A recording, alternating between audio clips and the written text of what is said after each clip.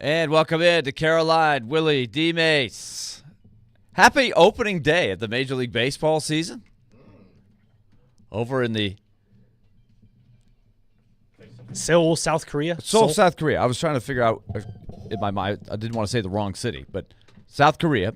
Dodgers beat the Padres 5-2. If you woke up and you didn't know, you're not alone. But that happened. It was a great game. Mookie Betts went 2 for 4.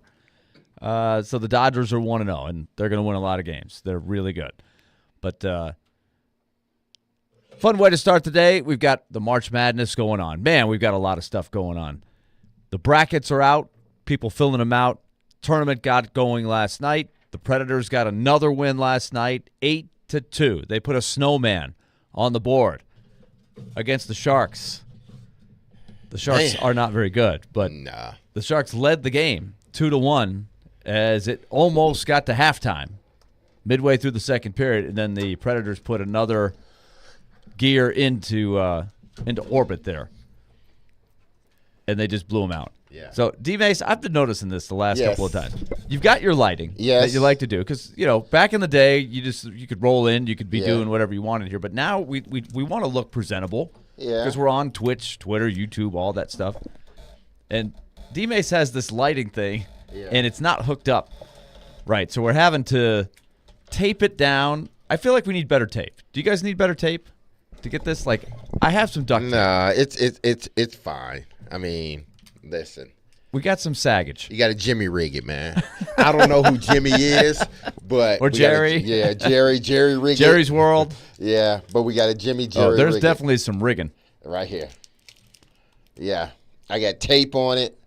I mean, come on, man. You got to be resourceful. I'm like MacGyver over here. Okay. I'm like MacGyver. I feel like all of those I feel like that the duct may tape know I have. who MacGyver is. I feel like I have duct tape that would be better to help this. If people want to watch on YouTube, Gorilla Glue might help. I love Gorilla Glue. I don't have any Gorilla Glue in there, but I'll tell you what, it's a fun time of the year. Another good win for the Predators last night.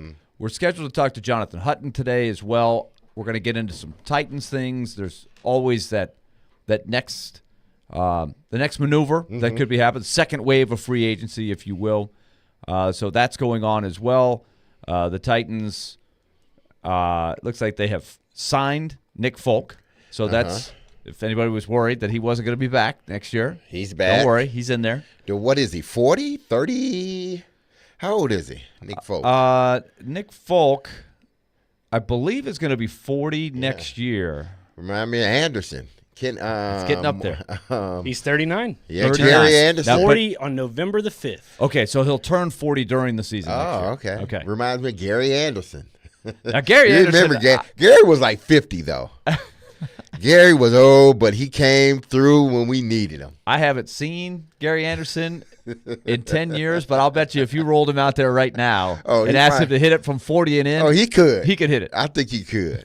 He'd come right. Because I think because back in the day, the thing with Gary was, Gary only worked really 3 days a week.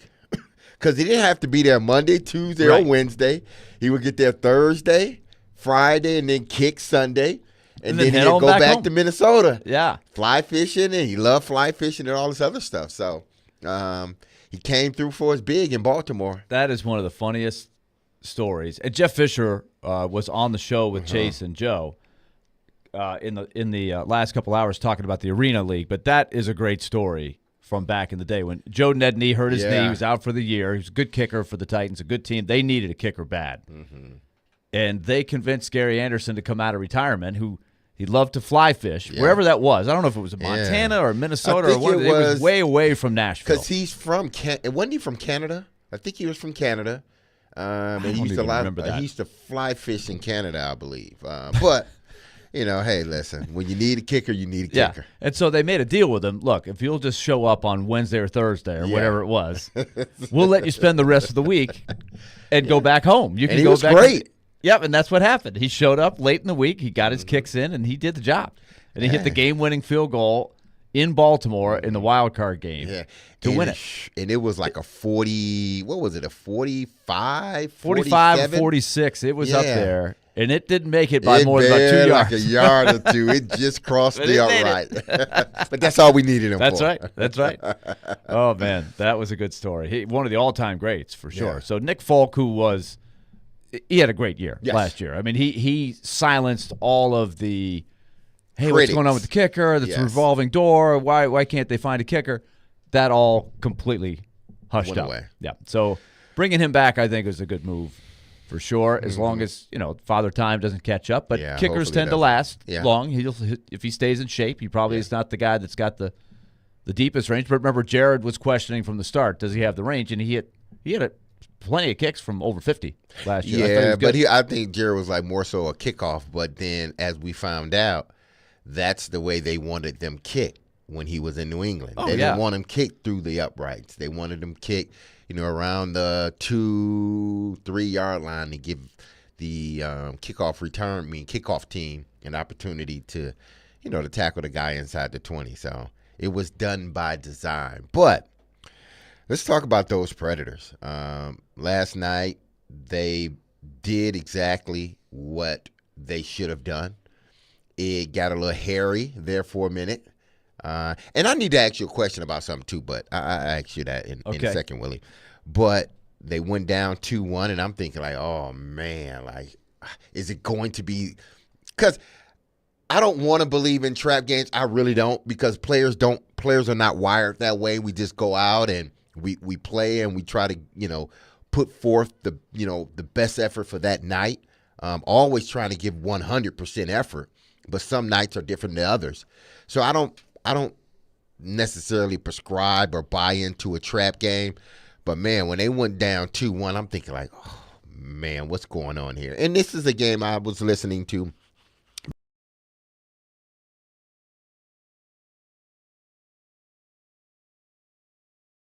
That interview is another good interview by Jared and Barry, GM Barry. But he even spoke of it being like one of those. He was worried about one of those, this game in particular, because you got a bad team coming in and you've been playing so well and you just don't want to let your foot off the gas pedal. And sometimes when you're playing a bad team, you kind of coast and you pick it up when you need to, and sometimes that works, but then sometimes it doesn't. They were just a little bit off in the first 20, 25 minutes of the game, and they were still out shooting the Sharks. They had plenty of chances, but they just weren't quite humming along like they have been. And you could see on their bench they had a little bit of that feeling of, okay, what's up? Let's get this together. Hal Gill, I thought, had an interesting point. In games like that, he said in the first intermission in the locker room, sometimes you almost have to generate some emotion, right? You don't hate the other team. You know they're a struggling team. Nobody on that opposite lineup scares you. There's no villains out there. So you have to generate that level that you've got to get to. And I think that's where they've been given a lot. Andrew Burnett has really made this point a few times, that when they have had something go wrong, give up a goal or struggle for a patch, they've been able to rebound and then turn it back up. And obviously, when they did last night, the Sharks had no answers. The Sharks traded a couple guys there. They're really struggling right now. There's a few teams right now that, unless they're playing one of the other bad teams, you're hard pressed for them to even pull an upset. And it's kind of like, for example, Minnesota is taking full advantage of playing a bunch of games against the Ducks, the Sharks, and some of the other teams. Yeah, and they're piling up points. They're staying in the race. The Golden Knights lost last night again. Good for the Predators. And the Predators are still 5 points ahead of the Golden Knights for the first wild card spot. So the Golden Knights are the ones that might be feeling a little back pressure now from Minnesota, who is pushing up. They're within 3. So do they have any games in hand? I think the games are I think Vegas has one game in hand. I think over Minnesota. So it's not a shoe-in that Vegas makes the playoffs. It's still not 100% a shoe-in that Nashville makes the playoffs. But with each passing win, when you do get one of those teams, you've got to hold serve, right? You can't let one of those two opportunities get 2 points slip away. And I was glad to see Nashville, because once they broke through, the It's like the dam breaks, the water starts flowing. The Sharks were like, "When is the game over yet?" I mean, I'm will you guys surprised they please didn't stop wave scoring? the white flag. Like, we give up. Let's like just go. we won't try to score if you guys won't try to score. Let's just keep the clock running. I felt bad. Their goalie got absolutely peppered. He might as well say, he might as well pull the no mas. Yeah, Roberto Duran. Yes. Yeah, I think he had a look on his face going, guys, if y'all aren't going to play, can I just take the rest of the night off? Go and go in the locker peek over room? to the benches. You guys want to put the other goalie in just to give him a little chance to play? Was Oprah in the audience last night? You get a goal. Yeah. You get a goal. Everybody gets a goal. It was, man. But I was happy to see. I mean, this is not the original question that I wanted to ask you, Willie, but I get to that. And maybe some fans want to know, the answer to what I'm going to ask you too. But before that, Tyson Barrie. I was so excited when I thought he scored the goal, but it ended up being a tip in. But he ended up getting an assist. And you see a situation like that, and we talked about this briefly yesterday about Tyson Barrie, how the way he handled the situation, the way Barrie handled the situation, the way it didn't seem like there was any animosity between the player and the GM or the player and the coach, because a lot of times you see situations when you're on the trading blocks, players tend to get a little resentful, and they're not 100% in because they feel, listen, you want to trade me away anyway, so obviously you're not 100% in, so why should I be? Some players tend to take that approach, but it seems like Tyson Barrie didn't take that approach. Everything that we've gotten, he's been a great guy in the locker room. He hasn't shown, any sort of effects of the stress or the anxiety of potentially being moved, even though, he probably, at the time, thought, hey, listen, me going somewhere else is probably better anyway. I get more of a chance to, be who I want to be as far as player or showcase the things that I need to showcase. But the way everybody handled it, I think is why Tyson Barrie is able to play the way he's playing now. Because it's like, okay, you tried to do what you needed to do. You were up front with me. You were honest with me, Barrie. You didn't try to hide anything. When I get my chance, I'm going to go out there and play. And that's what he's doing. He's gotten his opportunity, and now he's going out there and he's being a contributor. Yeah, I think all of that, what you said, is dead on. And you think about the way a career can go. He's a guy that is in the last year of his contract, and his mind is like, am I going to get another contract? And if so, how much of a pay cut am I going to have to take? Because he had a really good contract on the last one, and he deserved to get that. He earned that contract, right?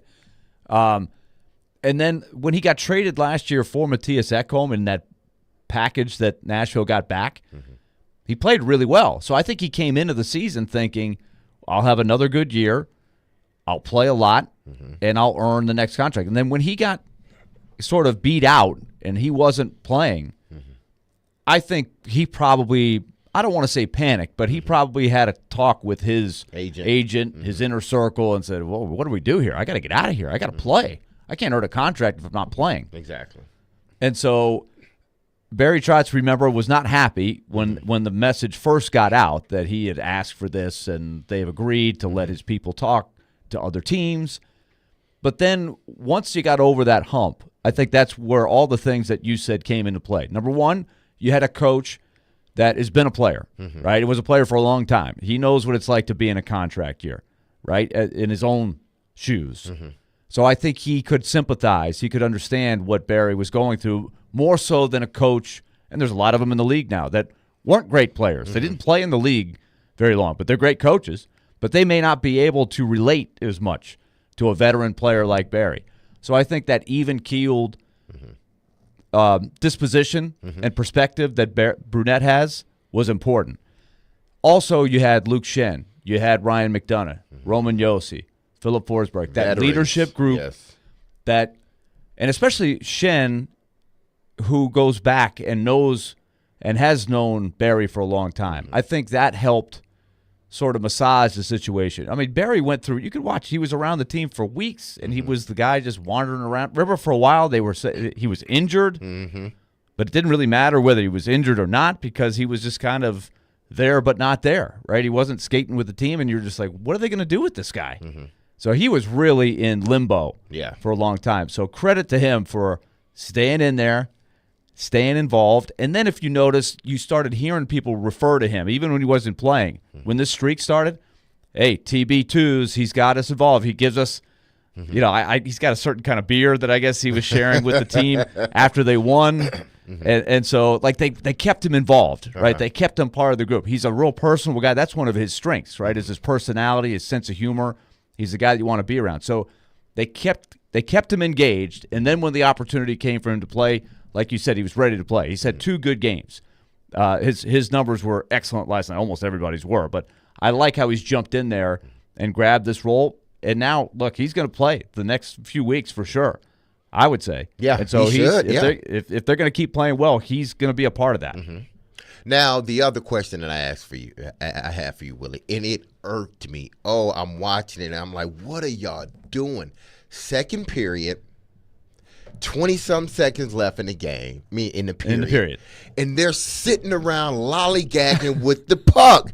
I'm like, somebody shoot. Do y'all know, is anybody looking at the clock like it's going down, and just because it needs to go in the net before time runs out? Have y'all forgotten the rules? Like, what is – oh, Willie, you just don't know. I was screaming at the time. And then they score a goal. Like, they scored the goal. I'm like, you got to be kidding me. Like, what are you – like, didn't nobody on the ice say, hey, shoot it. Just shoot it. Yeah. Somebody shoot it. And they just kept passing and going in circles. Like, it's just it was one of those deals where I felt like it was the end of the game. And they were like, we don't want to make it bad for anybody, so we'll just pass it and play with the puck. Or, in basketball, they just dribble the ball out and, like, we ain't going to – I'm like, just shoot the puck. You never know what's going to happen. It was the second period. You're right. And it was 4-2. They had the puck. They had all the momentum.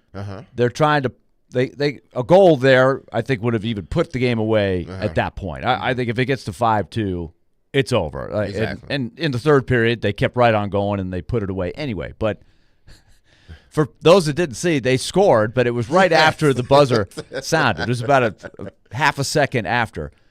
I've been amazed over the years how quickly you can put a puck in with less than a second left. It goes in so quick. You're thinking, there's no way that beat the buzzer. And then you look at the replay, and sure enough, it did. But this one didn't.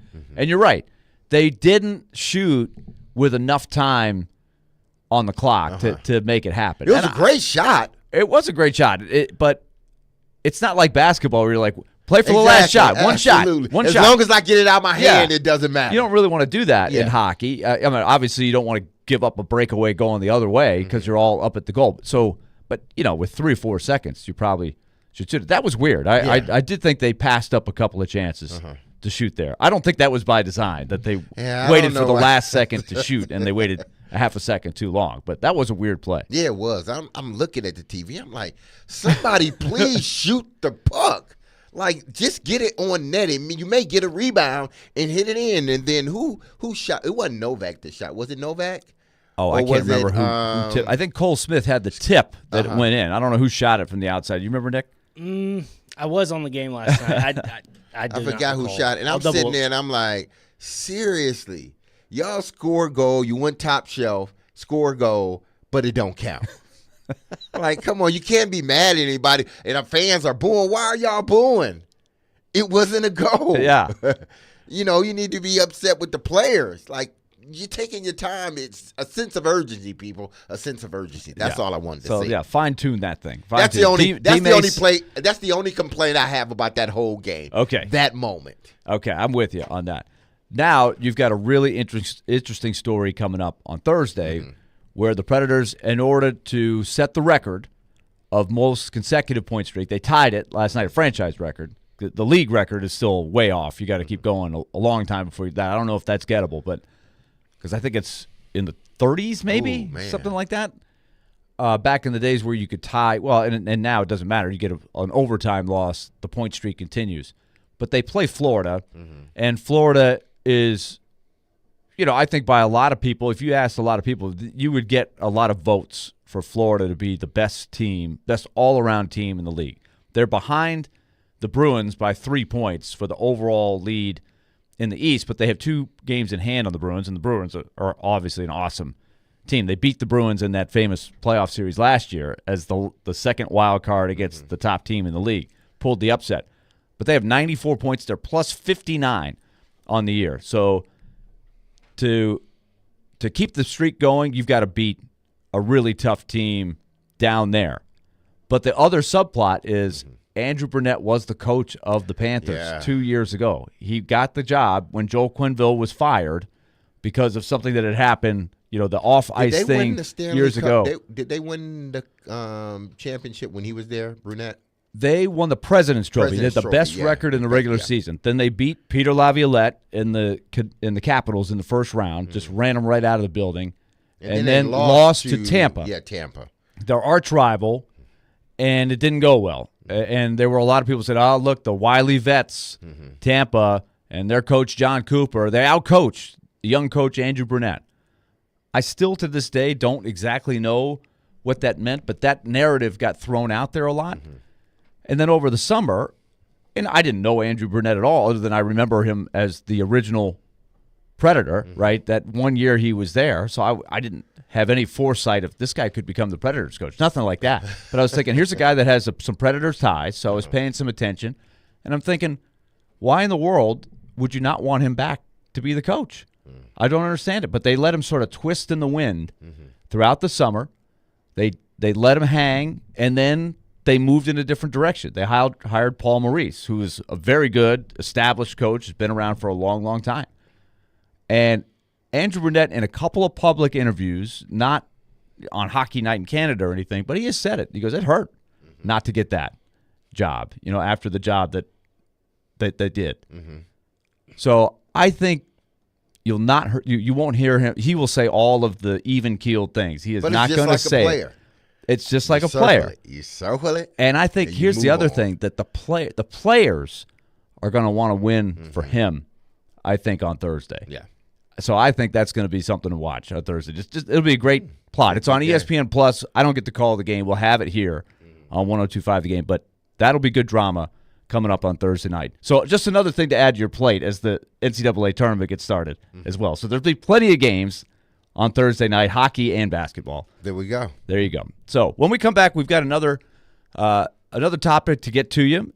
Before the day is over, too, I want to get some people's opinions on what we should call this line of Kiefer Sherwood, Michael McCarron, and Cole Smith. That's something we got to tackle.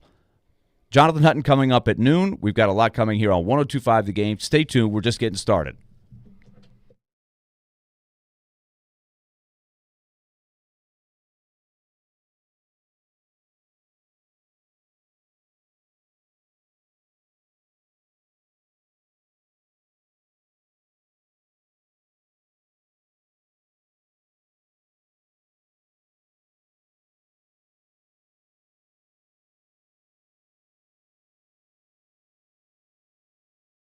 All right, let's talk Loan Pronto. They have been doing great work for people in 2024 because your home's value is up. That is the thing, that living in Nashville is a good thing. You're looking around going, look at all these cranes, look at all this traffic, but your home's value is up, and that means you have equity in your home that you can use to your advantage through Loan Pronto's Equity Express line of credit. So this is a great opportunity for you to, number one, reinvest in your home, make it more valuable for the long haul. Or if you just need to tackle some bills, get rid of the high-interest credit card bills that are piling up on you. Yeah, you got to pay that credit card bill, just like Ozzie Newsome said on our show with the NFL salary cap. Sooner or later, you got to pay that bill. Loan Pronto can help you do it, and they'll get you a better rate than you pay for those credit cards or your car loan or anything else that might be bogging you down financially. All you got to do is call Loan Pronto, and they can turn that home equity into cash, and they can do it quickly. And it's painless. You don't have to go through a long paperwork process. It's all digital now. It's an AI-based system. You can get approved in a very short amount of time. So call now, 615-499-5780. That's 615-499-5780, or go to loanpronto.com. NMLS 166-1781, subject to lender approval, equal housing lender.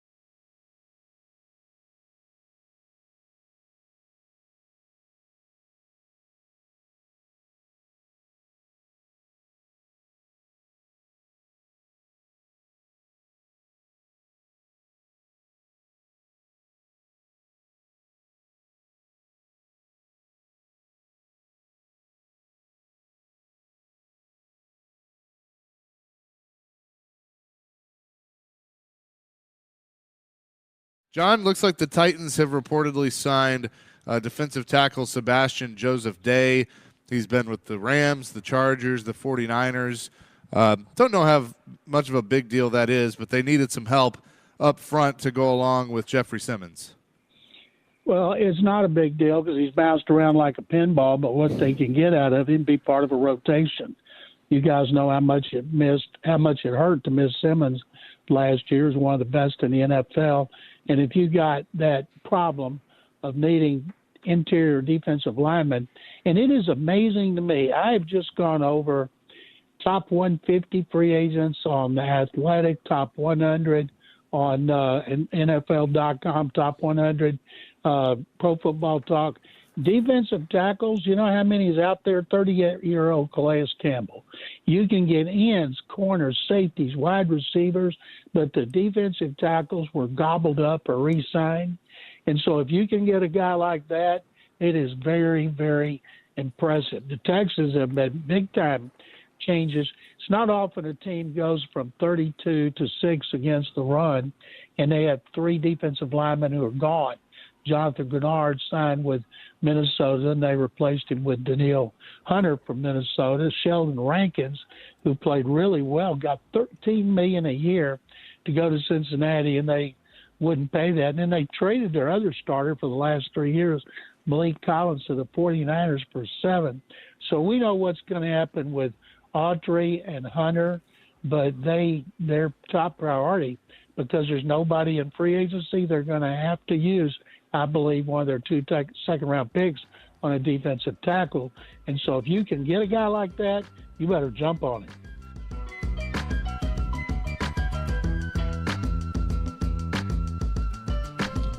John McClain, always full of wisdom. That is one of the latest pickups for the Titans. It seems like they've turned over their entire team. Some people, when they see they've added all these guys, don't really in their mind account that they've let some guys go because they weren't very good. They've let them walk. So they're just replacing guys who weren't that great before. So what kind of upgrade do they have? I don't know. But it is exciting. They have spent a lot of money. So is it Jonathan Day, the name of the guy that they got? Sebastian Joseph Day. Right. And I think he prefers to go by Sebastian Joseph, if I read the email correctly there. Okay. So drop the day, he says. I guess at one time it was. Either way, depth guy for the rotation. But D-Mase, the saga continues. We're going to get into this some with Jonathan Hutton at noon of just where the net result is going to be here. And, of course, still got the draft. Still got a long way to go. As Ozzie Newsome told us last week, you don't play until September. So you're still shaping the roster here with this brand-new coaching staff, new era coming up, which is going to be exciting. That is the fun part. It's a fresh start with all of this.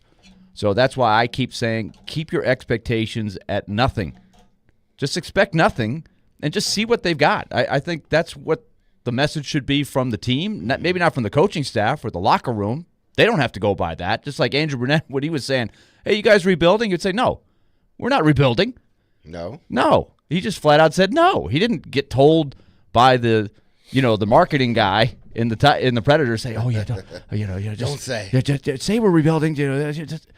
They didn't tell him what to say. He was like, no, in our locker room, we're trying to win. I think that should be what Brian Callahan does.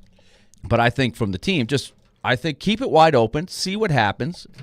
And with all these new faces, who knows what could happen here. But they continue to take a look, and there's now a defensive back that seems to be on the radar here that we'll see. And they definitely need one. Yeah, they definitely at least need one. Tre'Davious White is scheduled to take a visit. I don't know the exact date, but there's 3 teams that he's scheduled to take a visit with, and the Tennessee Titans are one of those teams. Now, this is a former first-rounder, but over the last 3 seasons, he hasn't played much football, and he is scheduled to visit the Rams, Titans, and Giants per Adam Schefter. But this is a guy that hadn't played much football in the last couple of years, and he missed 3 games in 20. Well, yeah, two games in 20, 21, he missed 5 games. 22, he only played 6 games. Last season, he only played 4 games. I don't know exactly what the injury was, but it was significant enough that, over the last 3 seasons or 4 seasons combined, he's missed a considerable amount of games. And this was a position where you had injuries and it hampered you. So I don't know, why the Titans, other than possibly depth, but I don't know why the Titans would, bring him in, considering, his injury history over the years. He hadn't played a complete season in 4 seasons. He hadn't finished the season in 4 seasons. I'm sure after the saga of Christian Fulton. Exactly. Fulton. Titans fans are probably sitting there, really? You're going to bring in a guy that can't stay healthy? Exactly. We've seen that. We've done that. Now, the kid has ability. Again, he's a former first rounder. He has the ability. But I guess Buffalo saw the same thing. That's why Buffalo, in turn, I think they end up drafting cornerbacks high because he couldn't stay on the field. So it'll be interesting to see what the Titans will do after him taking a visit here. Right now, what's left over at the farmer's market is the leftovers, right? The first wave is gone. Those are the high-priced guys, and this is the nature of free agency, which is what we've been saying, at least what I think we've been saying on this show is it's hard to buy your way back into contention in 1 year. You're trying to make gains, but the reason that all of this is at the flea market or the farmer's market is because these are not perfect players, right? And so this is a good example, I think, of you're trying to find the right value for a guy like that. Corners, you have to have, right? You're going to the farmer's market and you're saying, I gotta have green peppers. I gotta find so if you go to the farmer's market and you're looking in the section where they have the green peppers, and it's just these aren't great green peppers, man. But you need them. But I gotta have them. I'm making. I gotta have them. So you got to take what's there, and so you have to figure out what can I pay? Like, what are these worth? So you're trying to assign a good value. They have to have defensive backs. They don't have enough, right? John Michael Bunting is gone. They brought in the Awuzie, and they probably need to draft another one. They've got McCreary, but you need a lot of guys in the secondary. Awuzie, I don't think is their long-term fix. He's not a long-term fix, right? So, but in the meantime, you've got to have some stopgap up. Otherwise, you have a bunch of Trey Averys out there, which they might. And there's something to be said for those guys. We don't need more Trey Averys. But there's something to be said for those guys because at some point you need to fill out your depth with guys like that who can get you by. Yeah, so that's what I'm still wondering what the defense at the end of the summer and as they go into training, what will it look like? Because we've had a lot more headlines and a lot more spending on the offense. And on the defense, there's still a lot of question marks. Yeah, there is. And, they don't, as much as they could, use just cornerback play, and having a Trey Avery on your team isn't necessarily bad, but he can't be your starter. He can't be your starter. He has to be a depth piece. He has to be, a guy that can come in, but also he's primarily your special teams guy. But he can come in and give you some plays, or if somebody gets hurt, he can come in and maybe give you a game. Probably no more than that. But, they need to fill out that position. They need to fill it out with good players, but we know they're not going to get, 3 or 4 all-pro, Pro Bowl type players. Going down this Tre'Davious White road, a guy that has been injured. He's somewhat of a bigger corner, out of LSU. So, obviously he has a skill set, but the problem with him is he's been injured. He hasn't been on the field long enough because I'm sure, had he been on the field, he wouldn't still be a free agent right now. And I think a lot of teams are probably concerned about his health moving forward, if indeed you're going to make him a starter, on your team. Also, there's the Ladarius Sneed thing has come back up. It seems like potentially the Titans, along with some other teams, may be working or been trying to work on something, a deal to potentially get Ladarius Sneed as well. I'm really curious to see where that goes, because I think this is where, especially with a younger, more inexperienced GM, a first-time GM, and Rand Carthon, does he go out and say, "Let's go for it"? Just everybody was kind of curious what Barry Trotz would do, right? They knew what David Poyle did? Like experienced GMs, they got to know David Poyle. You kind of know how he goes about things. There's a wild card when you have a newer GM that hasn't been through the league. The other GMs maybe don't know him as much, so they're trying to figure out what makes him tick. So this is an interesting one. You go out and do that. I think conventional, to me, I still don't think they're a Jarius Sneed away from being where they want. Case in point, AFC South odds from Jimmy Shapiro, who is not the end-all, be-all. But He's Jimmy Shapiro, a part of the end-all. The late Jimmy the Greek, who got into all kinds of trouble. Back in the day, Jimmy the Greek was the guy before he revealed himself to be who he was. He was. But there's always those odds makers out there, right? It's just their opinion. It's just how they said it. But they have Jimmy Shapiro. The Texans is the favorite to win the South, plus 150. The Jags, plus 200. The Colts, plus 275. And the Titans, plus 900. So they are, by far, predicted fourth in the four-team division. Would getting Sneed change those odds a lot? I don't think so. Now, maybe I'm wrong. But one guy, to me, that's not odds to me that say they're one player away. Now, this is before the draft, right? This is before training camp, and you see what kind of chemistry and what kind of effect the new coaching staff has. There's a lot of things that cannot be predicted right now because we just don't know. But these are indications of just where the roster is right now.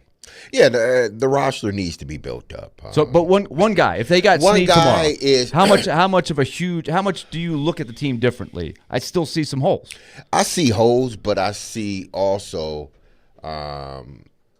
playmakers, guys that can be, if indeed your team is going to, sort of make that turnaround. It's going to be because of guys like Ladarius Sneed. Or guys like Cushenberry that you went out and got, or guys like Calvin Ridley or Woozier, guys like that. I think if you're just basing it on one individual, say bring Ladarius Sneed here to Nashville, if it was just him singular, then I don't think it changes the odds much. But I think once you put him on one side or Woozier on the other, then what you have up front, coupled with what you have done on the offensive side of the ball thus far now, it will change again once you get into the draft. I think it should change your odds. It's not going to change your odds much, but I think it should change your odds because it's not just the singular. It's adding the singular to what's already there. It's the whole. That's the beauty of the NFL and the parity, right, and I think we were all in this mode last year. If everything goes right, same thing with the year before when they had the wheels fall off. They're sitting there at 7-3, everything's going fine, and then the wheels fell off. And then last year, the wheels fell off, right? Tannehill got hurt, and then Simmons got hurt, and they lost some close games. But every team can be good enough to where if things go right, you get luck with some health. You get the schedule to line up a little bit. You could find a way to get to 9, 10 wins. And players like this, if you have them on your team, it helps. And at the same time, if you get a top-heavy roster and the wrong three guys get hurt, then you're sunk, right? But that's the tricky thing, especially when you're starting something new, like the Titans are. So we'll keep an eye on that. All right, when we come back, we're going to come back to this at noon with Jonathan Hutton. We'll get into this, and we're getting into some Tennessee basketball and the pressure on Rick Barnes to do well in this tournament. All right, when we come back to, I want to throw the 5-12 games at you, D-Mase, and let's make, because the 5-12s are always fun. There's always a 12 that wins. Always. Always. Sometimes more 12s win than the 5s win.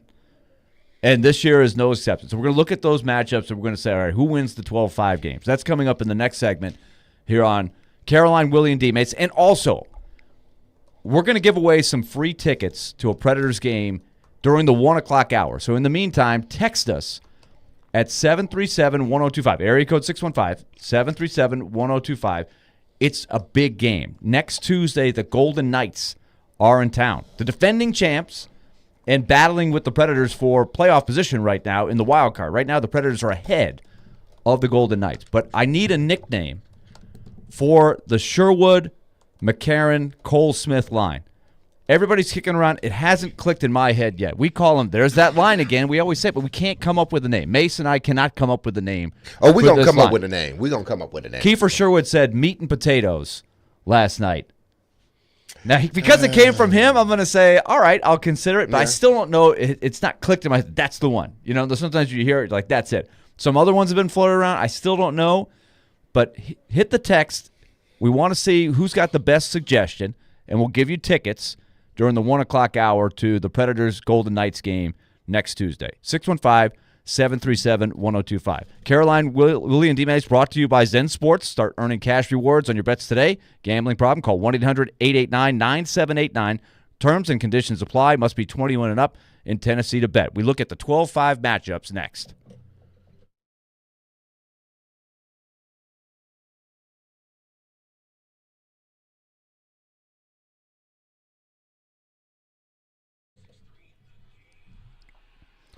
All right, let's talk Lee Company, big sponsor of our Nashville Predators coverage, 615-567-1000 or leecompany.com. Have you had your air conditioning unit checked since last summer?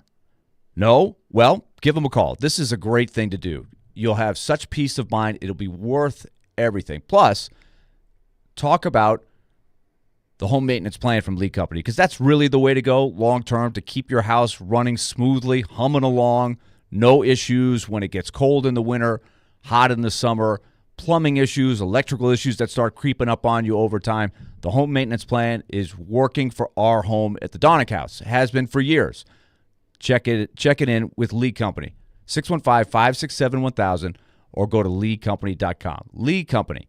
Let their decades of expertise go to work for you.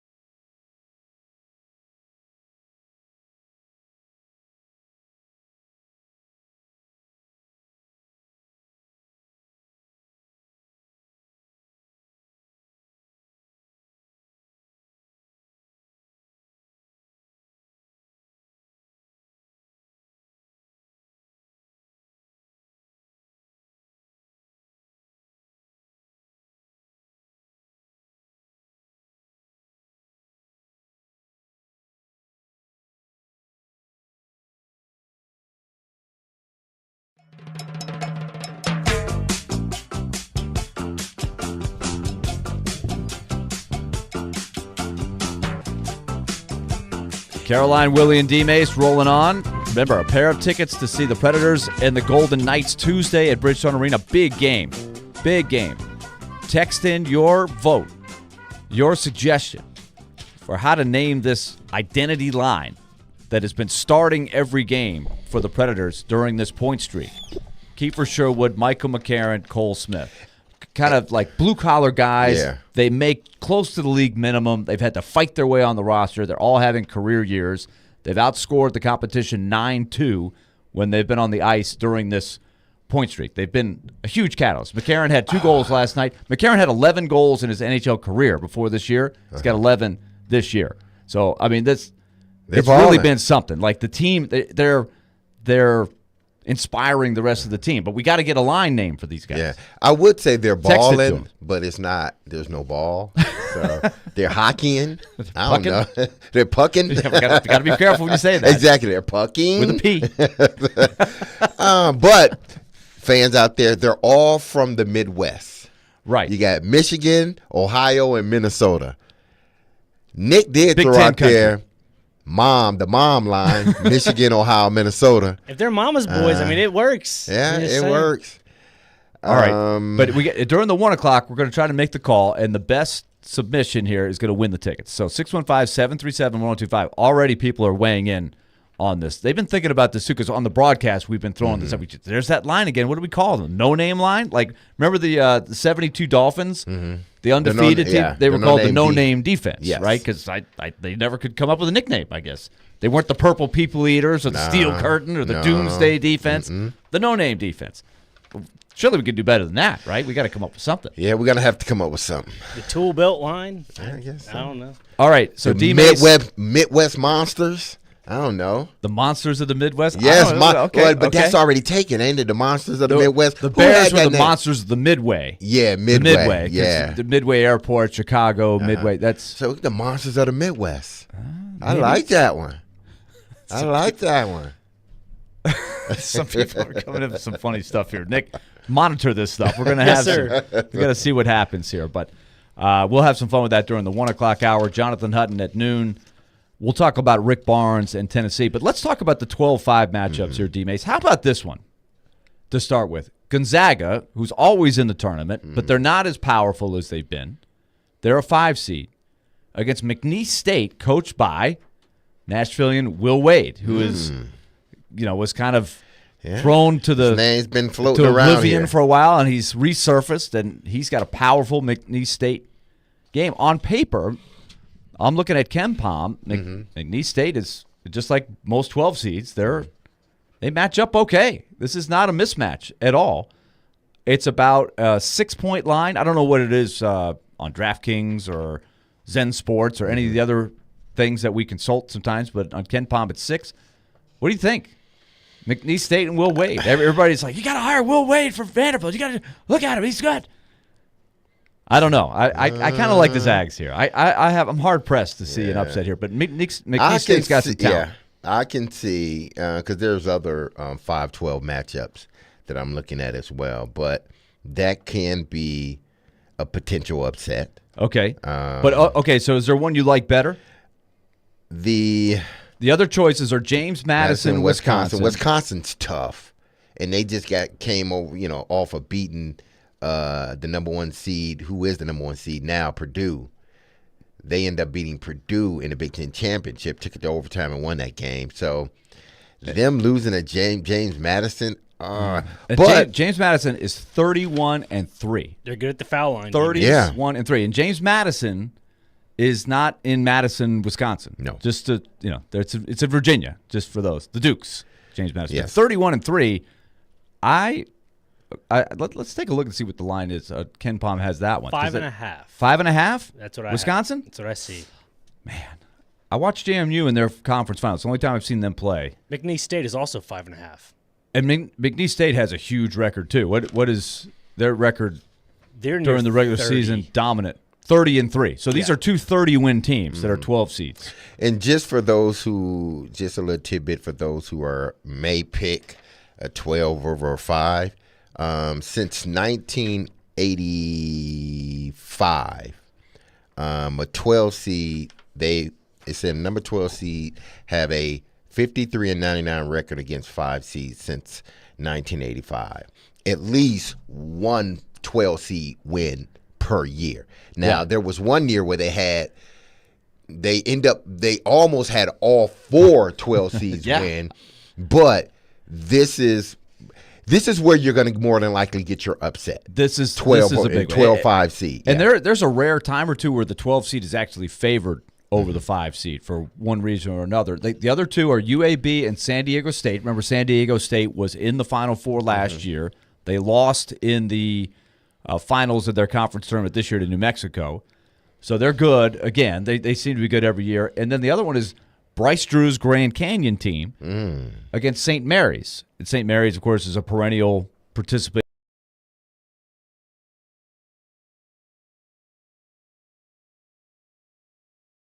Good rebound after the nightmare that got him out of there in a hurry with Vanderbilt. And a lot of coaches around the league were, they canned him already? He's resurfaced well. That's a good one. You know, the crazy part about that, Willie, I can potentially see within that region right there, I could potentially see 2 upsets. Grand Canyon beating St. Mary's and Charleston beating Alabama. Okay. So that would be a 13 and a 12. And that's 4 when and 13 that's when and a bracket 5 and goes 12. nuts. Yeah. And that has happened where a 12 and a 13 win, and then the next thing you know, it's a 12 versus a 13 to see who goes to the Sweet 16. Yeah. So people are, if you're picking, that may be one you may look at picking. All right, so let's boil it down and make the call. I'm going to say 2 win. I'm going James Madison and Grand Canyon as the 12s. Okay, I'm picking. All 4 have got a shot. Yeah, all 4 have got a shot. I say 2 win. Shot. I think McNeese State. You're going McNeese State? Yes, and where was the other one? The other was UAB against I think San Diego State would take that one. But Grand Canyon. Yeah, I'm looking at 2. I think there could be a potential. If we're basing it on the odds, there are going to be at least 1. But I got 2. You're going 2. Yeah, I'm going 2. And you're going McNeese State and Grand Canyon. And McNeese State. All right. My 2 are the ones that you picked, Willie, but with the heart, I'm going through with McNeese State. I think 3 of 4 might actually. 3 out of the 4. Okay. Yeah. It's happened before. As we said, it's not crazy. It's a healthy bunch. All right, we'll have more fun with the brackets a little later in the show. Plus, keep your texts coming on how to name that Michael McCarron line. That line. What do we name it? And also, you got to sign up and play the 1025 The Game Bracket Challenge, right? For your chance to win great prizes, including a 4-day pass to Bonnaroo. The teams have been selected. Go to theGameNashville.com/bracket challenge. Take our advice or go opposite of our advice. Pick all the 5s if you want. That's just part of the fun.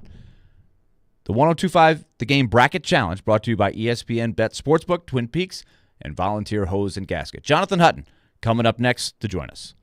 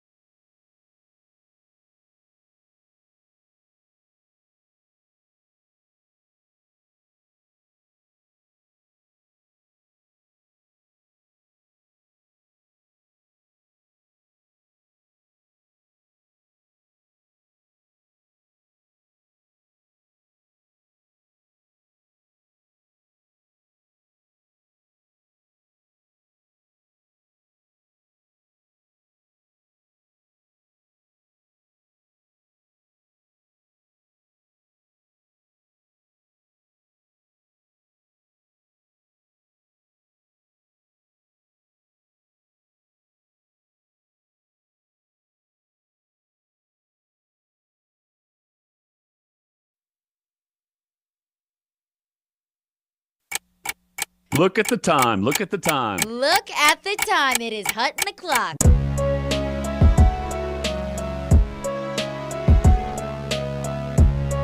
It is Hutton o'clock here on 102.5 The Game. Caroline, Willy, and D-Mase. Caroline on vacation this week. She's missing out on all the fun. I hope she's having fun on vacation. Mm-hmm. How could it beat working during this time in March Madness? This is an outstanding time of the year. The weather is great. Spring training baseball. Brackets are out. Predators on a roll. NFL free agency going. I mean, come on. Caroline, this better be one heck of a vacation. We are going to have a lot of questions when she returns next week. Willie Donick, Derek Mason here with you. Jonathan Hutton is up next with us. We're broadcasting from the Spring Hill Heating and Cooling Game Nashville studios, keeping your home feeling comfortable all year round. Hutton, what's going on? Willie, great to be on with you guys this week. D-Mase, hope things are well. I'm curious about your biggest upset in the bracket. I'm going to compare it to mine. Ooh, see, I have not officially. Upset. I wait. I'm going to fill mine out tonight because in most challenges, you don't have to get the ones right. You can wait and see who wins those 50-50 games. How about Virginia's performance last night, by the way? Nice job coming up with a 40-plus in the NCAA tournament. Man. You talk about rising up. Remember this guy? They lost to a 16 seed a couple years ago. Yes. Came back the next year and won the whole thing, and then they put up what did they end up with? 44 last night. The best line I saw was Virginia basketball is college basketball's version of Iowa football. Iowa football, that's right. Yeah, pretty much so. Those that watch Tennessee and Iowa in the bowl game can relate for sure. And if you watched Iowa in the Big Ten championship game, yeah, they struggled to score as well. So my biggest upset is Western Kentucky over Marquette. Am I stupid? Okay. Why? I'll tell you what. I like Marquette. I've watched Marquette play. Now they have to incorporate their star player. They're banged up too. Yeah, they are banged up, and I think they're going to get their guy back. But the thing about Marquette, as I was watching them, they're still pretty good even without him. But I am intrigued about Western. I have to say, and that one.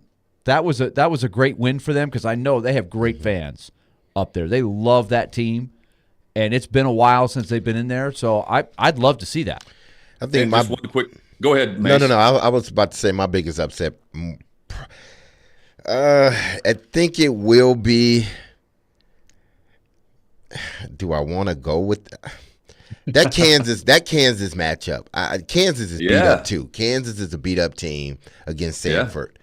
That's a game that I can see Samford winning. I agree. I do think Kansas is very beatable for sure. Mm-hmm. So make the case for Western though. That would be big. A 15 seed, or is it 14 or 15? Just the fact it's a 15. Marquette has got, and they've got Tyler Kolek is the guy that I'm talking about here. He's missed a few games here. Very good player. They think he's going to be. I guess you don't know until I haven't looked recently to say this. And Western Kentucky's a pretty decent-sized dog here. Well, and look, there's a couple of things that just stay on my mind. First, we've only seen the 15 win over the 11 times. But haven't we seen it the last 3 tournaments? It seems like every year it's more and more likely. And I think that the parity is greater, but the times I've watched Marquette, Willie, they have looked like crap. So, okay.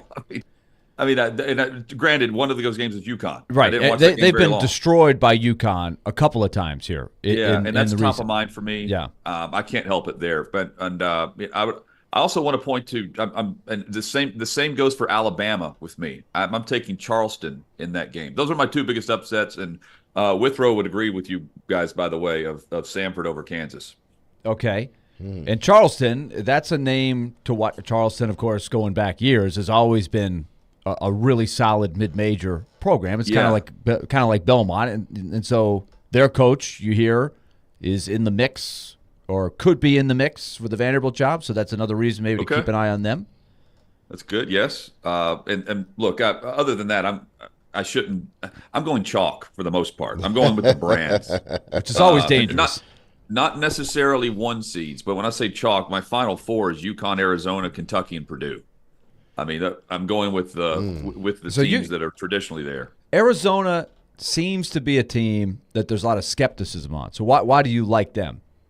Well, I just like their path. I love the story of Long Beach State, by the way, with their coach. Oh yeah, Dan Monson actually was the coach at Gonzaga years ago when they got started. Before they became a perennial, he was the guy that kind of got it started, and then he left, and Mark Few took over, and Mark Few's been there ever since. But Dan Monson is the coach at Long Beach State. He was basically, they agreed to mutually part ways. And then they won the conference tournament. They went on a 5-game losing streak. And they announced that he wasn't going to return. Then they went to the tournament and they won. They won the Big West, and the players just started playing for him. I mean, I guess that's good and bad. They got to that point, but I love. And then So do you rescind your? Do you rescind it? Like, okay, yeah, we're gonna fire, but we're not gonna fire you. And he's been there like 17 years. Yeah. What is going to happen? That. Are they going to make up? Are they going to renew their vows? I don't know. I mean, beat Arizona and they will. That, to me, that storyline is March Madness. That is made for that storyline there. And then Grand Canyon too is a cool one to root for. But I didn't pull the trigger there. All right. Now that you brought up the brackets, Hut, before we get into the football. Yeah. Oh, I love this time of year. Your perspective, because this gets thrown out there every year, and I sometimes try to remind Tennessee fans of what life was like for a long time when they don't want to hear that, Willie. They don't want to hear it. They don't want to hear it, but I'm just trying to balance the discussion sometimes when you get this really one-sided, Barnes can't win in the tournament. We got to get rid of Barnes. He can't win. We can't do well in the tournament. Well, he can't. But, okay, but making the Sweet 16 is nothing to sneeze at. It's hard. Just like when people would say, Kevin Stallings, you got to get rid of Kevin Stallings. Why do we have Kevin Stallings? He can't be. How good does Kevin Stallings' tenure look now? Oh, my. When you compare it to what has happened since, right? And so just try to keep a level head when you come out with these, quote, hot takes. But that being said, what kind of pressure is on Rick Barnes in this tournament with this team that he's got? I think there is. I mean, this is his best team, in my opinion. Dalton Connect. I mean, he's a guy that can carry you to a Final Four. I mean, he's an NBA player playing in college basketball. He's 23, playing against the average NBA player who's 19 or 20 in their rookie season. So, I mean, I look at that, plus the way they have played, played defense. I mean, they can make the run, and the ride that the fans have been on, I don't blame them for having extremely high expectations, considering where they were prior to Rick Barnes, but how things have been built, and what we've seen this season against good competition. And we've seen them head to head against the top teams, and some of them anyway. And and what was a great conference run for them and for several of the SEC schools that have, ever since Greg Sankey mandated that the teams and programs are going to get better at basketball and invest in coaching. I mean, the coaching in the league is extraordinary. With that being said, though, Willie, like the Sweet 16 run, getting past like St. Peter's, Kentucky's got to be looking at that draw going, hey, we know about that, the 15 versus the 2. And then on top of that, Willie, I don't know. Texas. I don't think Texas is great. I really don't. I don't. But just that some buy this, some don't. The committee is looking at this in the second round for Rick Barnes, and on top, to me, it's the expectation of winning in the tournament, which I mean across the board has not been good. What, 2 Elite Eights in his career? When what's been a great career. It's time to take this team to be a great team. They need to get past the Sweet 16. Okay. We've seen that, and that to me is a fair expectation for a team that has been among the teams that you would expect to be there all season long. I like their path. Like it's going to be a big. I do too. The St. Peter's. Look, we know about St. Peter's. Kentucky fans are still having the cold sweats just hearing the name St. Peter's. Oh, St. Peter's. Whoa. Flashbacks. But they should be fine against that. Come on. And then Texas, it's an interesting story because Rick Barnes was at Texas for a long time. But if you look at Texas' team, I really think Tennessee will D them up.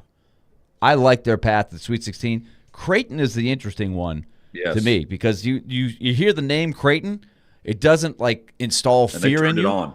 They've turned it on. They're really good. They have beaten UConn. Like they can beat big-time teams.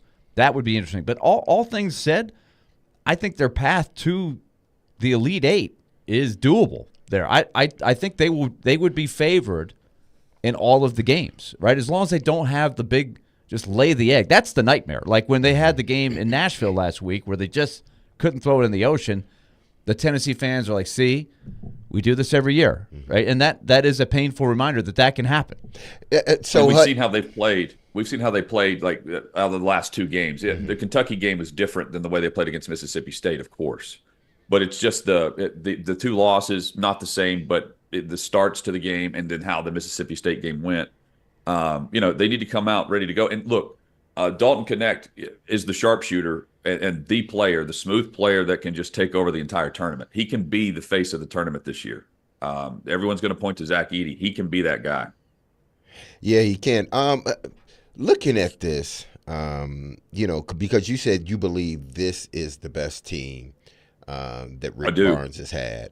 I tend to think the team with Schofield, what was that, the 17-18 team? Okay. They end up losing. No, it was the 18-19 team when they end up losing the Sweet 16 to Purdue. Right. They end up losing in Purdue. Overtime. I thought that team, to me, was the best team that Rick Barnes has had. What differs this team from that team? Why do you think? Is it just Dalton Connect? Because they had, Williams on their team who is an NBA player, and they had some really good guys on that team. This is way different. This guy's way different. I think the missing piece, Mace, over the last couple of seasons has been they've been swapping up who's going to be that guy to take the shot. Create the shot and be the guy, hit the dagger. They've got that dude. And then they have Meshack coming off the bench who can D up. I mean, I love his aggression and defense. They can play and win different ways. Unlike, again, I mentioned Bama. Their defense is just not there. Tennessee can play that type of game. They need some inside play consistently. But they also have to get the shots. They've got to get the touches inside. And I think they can do that too. They can manufacture the inside game when they want to. Sometimes they don't get the shots. If you look at some of the games that they've lost, the inside game is not necessarily on the stat sheet popping out to you. 4 attempts, 5 attempts. They need to find some rhythm in that area. But I think the difference for me is yes, it's Dalton. It starts with Dalton Connect. And again, I just go back to the age of some of these players now due to the COVID year. Older guys. Older guys, but 23 years old and first-team All-American, AP. I mean, that is the X factor. And he was watching him. He has such a rhythm and flow, and there's a smooth part of his game that I don't think that year in and year out they've had that type of player. And he's just different. He makes this team different. 5 full years of college basketball. 5 full years for Vescovy, Josiah Jordan-James, all with Tennessee. It's a more veteran-led team, but then you add Dalton Connect in it, that makes it even a much better team. By the way, still, I don't think that was the right thing to do in retrospect. Nothing we can do about it now, but giving everybody all the extra years because they missed the tournament the 1 year. That just it's not right. It's not fair to all the kids who were in high school at the time that are getting log jammed because of this. Like I see Tyron Lawrence is in the transfer portal. He's still allowed to play. I mean, how many years are we giving people? It's ridiculous. I'm sorry to hit the different topics here, but you mentioned the portal. Ridiculous that the portal opened up on Monday. Come on, it's so dumb. I mean, you have assistant coaches in the tournament right now that are worried about the portal. I mean, in my opinion, you've got the coaches who are saying that they're not going to the NIT because they'd rather focus on the portal to improve their team than actually go play in the NIT. It is so stupid that they have the transfer. Move it back. There's a 45-day window. Move it back to the Final Four. Like that week, whatever you want to do when these teams are out and the Final Four teams are in there, who cares? But you have all of these different coaches that are focused on Thursday, Friday. And on Monday, the day after you get the bracket, the portal's open. It's just so stupid. I completely agree. So Tennessee, a lot of pressure here. Do they get to the Final 8? Because Here, like to me, after it was over last year when they beat Duke, and went to the Sweet 16 with Ziegler getting the ACL, right? Yes. And when knowing that they hit a wall in their season last year, right? Even though they were number 1, number 2, everybody thought, okay, this is the one, and then they really slumped at the end of the season. Going into the tournament, if I'd have told at every Tennessee event, you're going to beat Duke and make the Sweet 16 without Ziegler, would you have taken it? That was my question, even though they got beat in the Sweet 16. So if I pose the same question now, let's say they lose to Purdue in the Elite Eight. Is that a good season for Tennessee basketball? Or is that, quote, disappointing, a failure, which a lot of people like to say? It's a failure. They didn't win it all. It's a failure. I think that's over the top, of course. It's a good season, but I think that in retrospect, it's not if you lose, it's how you lose. Okay. And that does matter for Rick Barnes. If Willy, if guys are just missing open shots, to me that's not on Rick Barnes. If they go cold and they're open and they're just not on, that's not a Rick Barnes. However, it's time to make sure that the mindset and the team is locked in and ready to go. This team can do that. This team can be a Final Four team. I think that's the difference in the mindset of the fans, which is fair. Not if you lose, but how you lose. And if you go out and lay an egg against Purdue after seeing them head to head, and seeing how this team played against them previously, to me it's a different feeling on how that game goes. It's not just if you lose in the Elite Eight. I mentioned just get past the Sweet 16 and then see what happens. And if you have an easier path than that, then I think the expectations go up even more.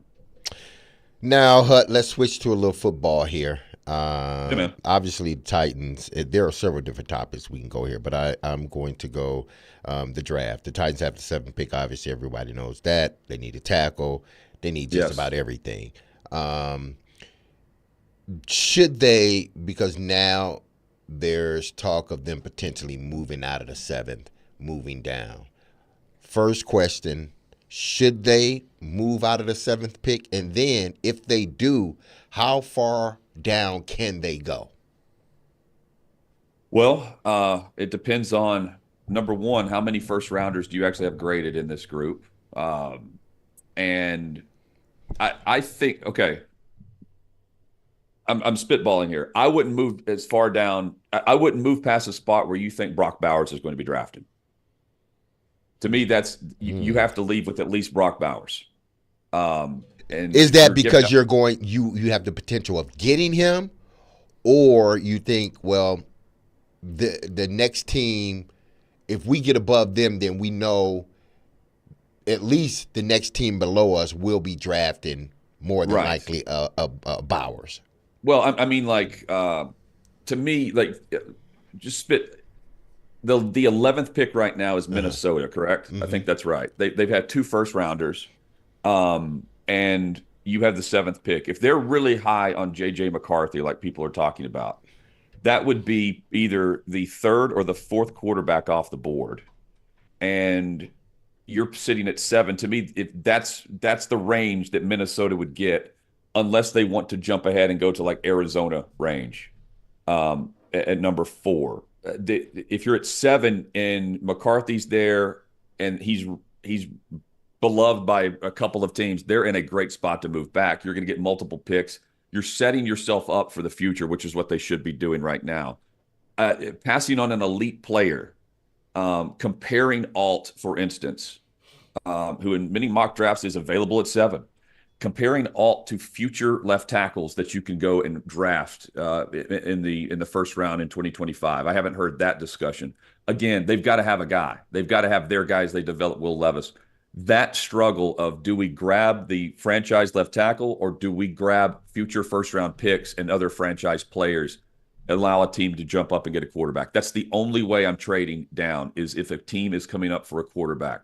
I'm not trading down for any other position that are come through with offers, because you're not going to get the same haul and the same return and the overpay that teams do year in and year out for the position. Mace, how far can you go down? I'd say you've got to be in the top 11, top 12, because when I say Bowers, I'm saying they draft Bowers. You can't okay. leave without Brock Bowers. And I don't know where he slots in, maybe later than that. But the need for tight end is, to me, secondary to what we're seeing at wide receiver and what we're seeing at offensive tackle, personally. And that's as far down as I would go, just based on the type of player that I would be looking for. All right, we're going to workshop this thing as we get closer. There's plenty of time to strategize because I do think this is a big thing that could go down to the wire actually minutes before their pick, right? Actually thinking about this. Just briefly, that day, like the A.J. Brown trade was negotiated at noon on the day of the draft. Wow. You wouldn't surprise me if you told me it was even later in the afternoon than that. Yeah, but it was started around noon. Okay, but the money was there. I'm talking about just the actual trade, because you're going through scenarios, and teams don't necessarily know. They can't just assume that players are going to, but they do have to go through kind of their own mocks to figure out who they would go after and when. Mm-hmm. And that's whenever the phone would be buzzing quite a bit. Like that, it is down to the wire, because you go through scenarios and you have to figure out what you're willing to give up for the future in order to go get your guy and how much you love that guy. At any time, did Mike Vrabel stand on the table and say, "Do not do this," from noon until the time they actually did this? Well, Willie, that's why I say, like, the idea that he didn't know. I mean, the money itself has to be negotiated. You're not trading for A.J. Brown unless you know he's going to sign a long-term deal. And you're not doing that within the 10 minutes that the Titans are on the clock. And the Titans aren't just deciding they're going after Treylon Burks in 4 minutes or whenever they make the trade official. Like that takes a lot more time. The decision makers in that room knew what was going down whenever the video hit and Robinson was on the phone. And if they didn't like it, if Amy didn't like it, she wouldn't let him on the phone. She's sitting right there. It is a big moment in history for sure. Yes. Hut, we'll talk again next week. Enjoy the tournament. We'll see how our brackets are doing 1 week from today. The ball is tipped. One-shot moment. There you go. Jonathan Hutton joining us here. Hot Mike with Hutton and Withrow. When we come back, I want to continue with this question of, what do you think for Tennessee? If I told you they're going to make the Elite Eight and then lose to either Purdue or somebody else, what would you think? Good season or very disappointing? Failure? What word would you use? 615-737-1025. Let us know.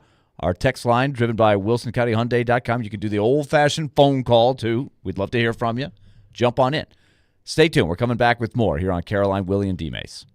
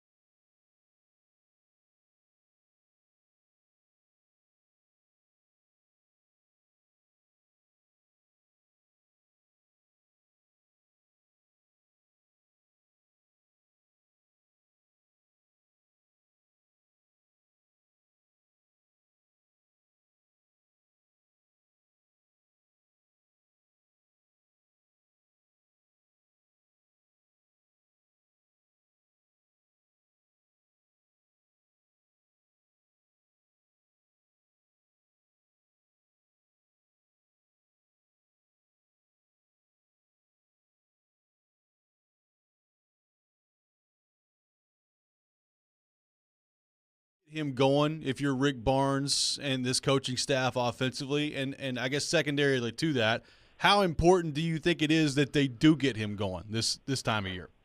It's important. I mean, can they win without it? Maybe, but it makes it a lot easier if they have him. You know, it's and in terms of what they do, I don't know that they have any more ideas. I mean, they've tried, Love. They've tried tough Love. They've tried showing him videos of all the shots he's made at Tennessee, which is like, 1 billion threes that he's made during his career with Tennessee. They've tried everything, and it just, for some reason, it just has been that kind of year where he's had a couple moments, but he really dedicated himself to being a different kind of player once they got connect. And it's like, okay, buddy, good job kind of accepting your different role, but you still got to make some shots. And so, yeah, I mean, the concerning thing for me is that State was the first team, I think, all season that really kind of left him out there. Other teams all year long have still kind of rushed him off the line or been really tight on him because they were worried about what he could do.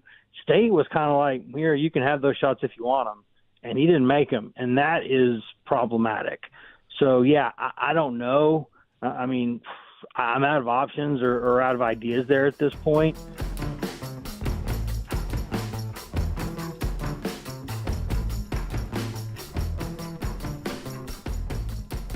All right, that's Wes Rucker talking Tennessee basketball, laying it out for you. We had a couple people on our text line driven by WilsonCountyHyundai.com. Cameron, if Barnes doesn't make the Elite Eight, he needs to be fired. Okay. That would be losing in the Sweet 16, let's say to Creighton or South Carolina. Crazier things have happened. Fired? I don't think so. Now, that would be disappointing. I will say this. I disagree with you, Derek. I do think this is the best Tennessee team for the reasons that Hutton laid out there. They're older players. Yeah. They played a lot of NCAA tournament games. They have the difference-making player who can put the team on his back. They've got more length with a guy like Adu. They still have great defense.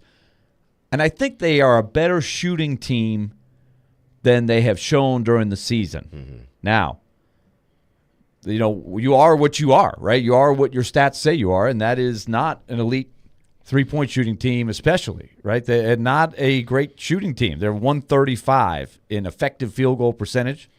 They're 161 in three-point field goal percentage. So it's not a super efficient offensive team. It's a good offensive team altogether, but on a particular day, as you saw in Nashville last week, they can go cold. But I think they have a lot of good shooters. Yeah, I wonder what that 17-18 team, where did they rank in regards to shooting? We can look it up. Let's see. The 2018-19 team. Williams. 31-6.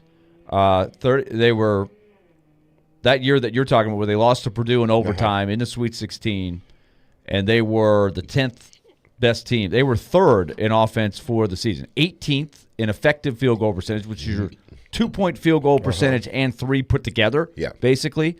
Ranked 18th in the country. 63rd in three-point shooting, so better than this year, and a better 2-point shooting team. So overall, a better shooting team. So that's your argument. I just thought that team was better shooting. And it was just something, and not to say that this year's team doesn't have an attitude, but that 17-18 team, they had an attitude. Oh, yeah, Grant Williams. They were physical. They were physical. They had an attitude. They had a present attitude about them. They were not as big as the team is now, and obviously they were not as veteran as the team is now.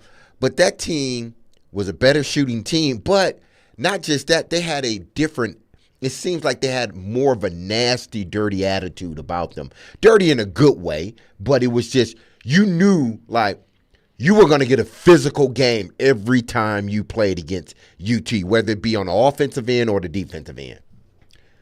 Another texter, Kevin, says, Barnes has a losing record in the tournament. Okay. You just take that on the surface. It doesn't sound great. But just remember, you got to get to the Sweet 16 to have a winning record in the tournament in 1 year. So if you go to the Sweet 16, most people would think that's a pretty good year. You're 2-1. in the tournament.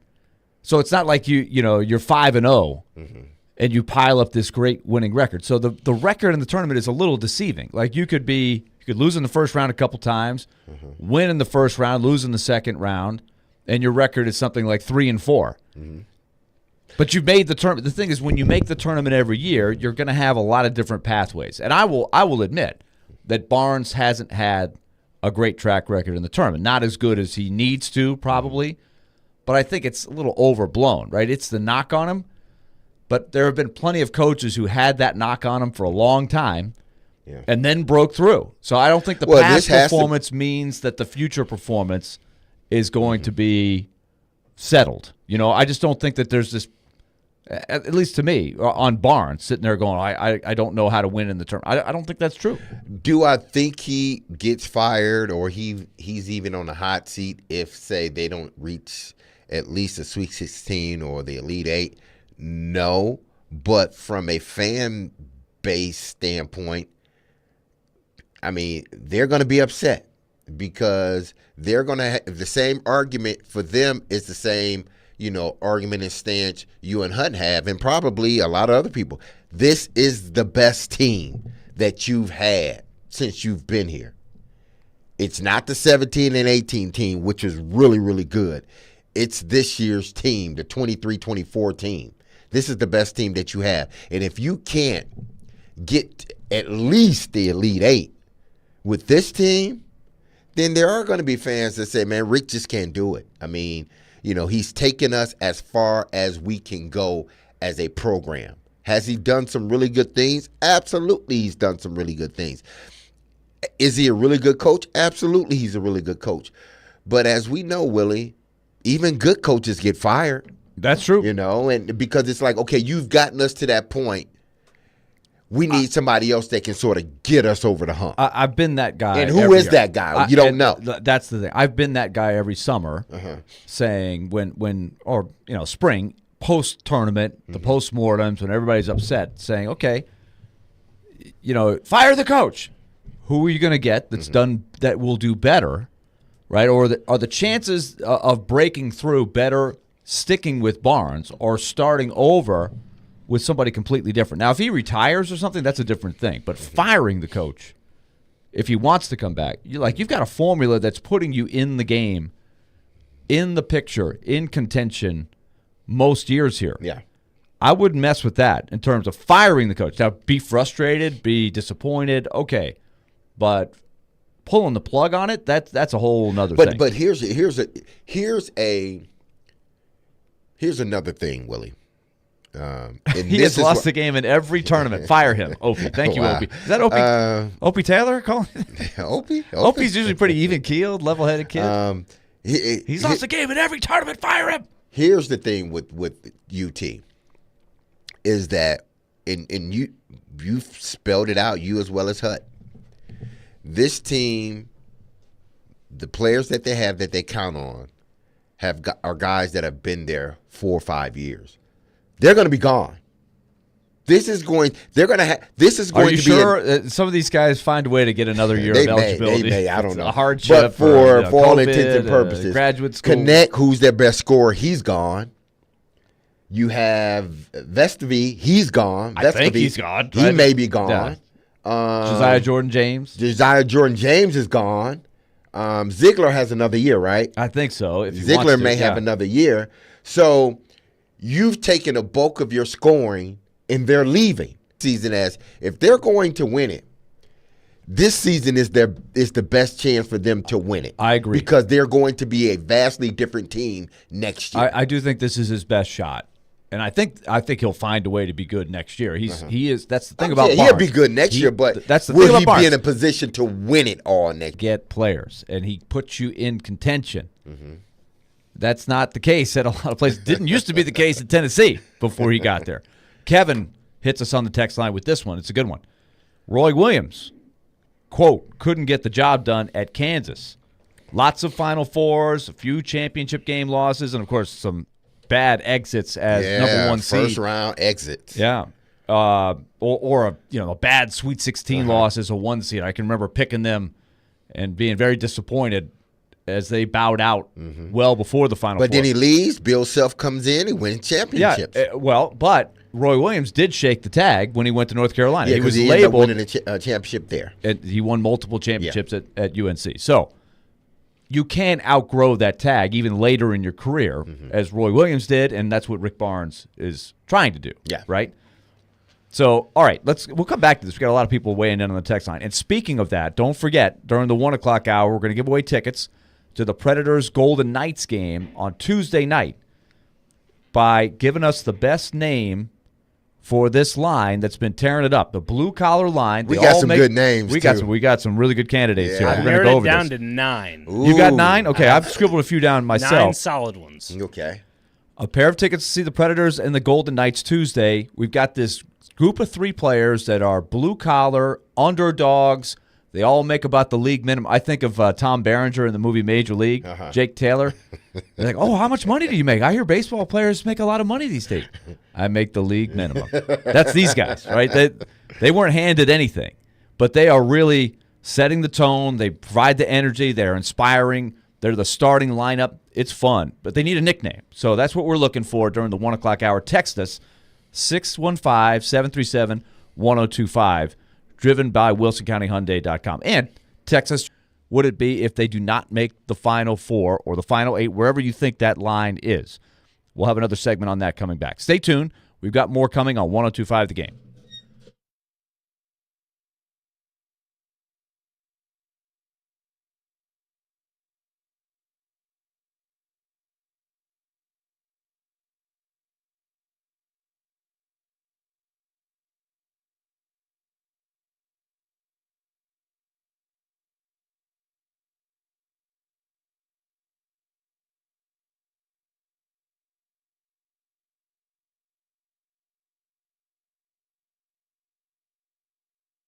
Let's talk about F&M Bank. F&M Bank has done a great job over time in your community, banking made easy on purpose. That is such an easy way to think. It sounds simple, but man, do they ever put it in to play and make your life easier, make your banking easier?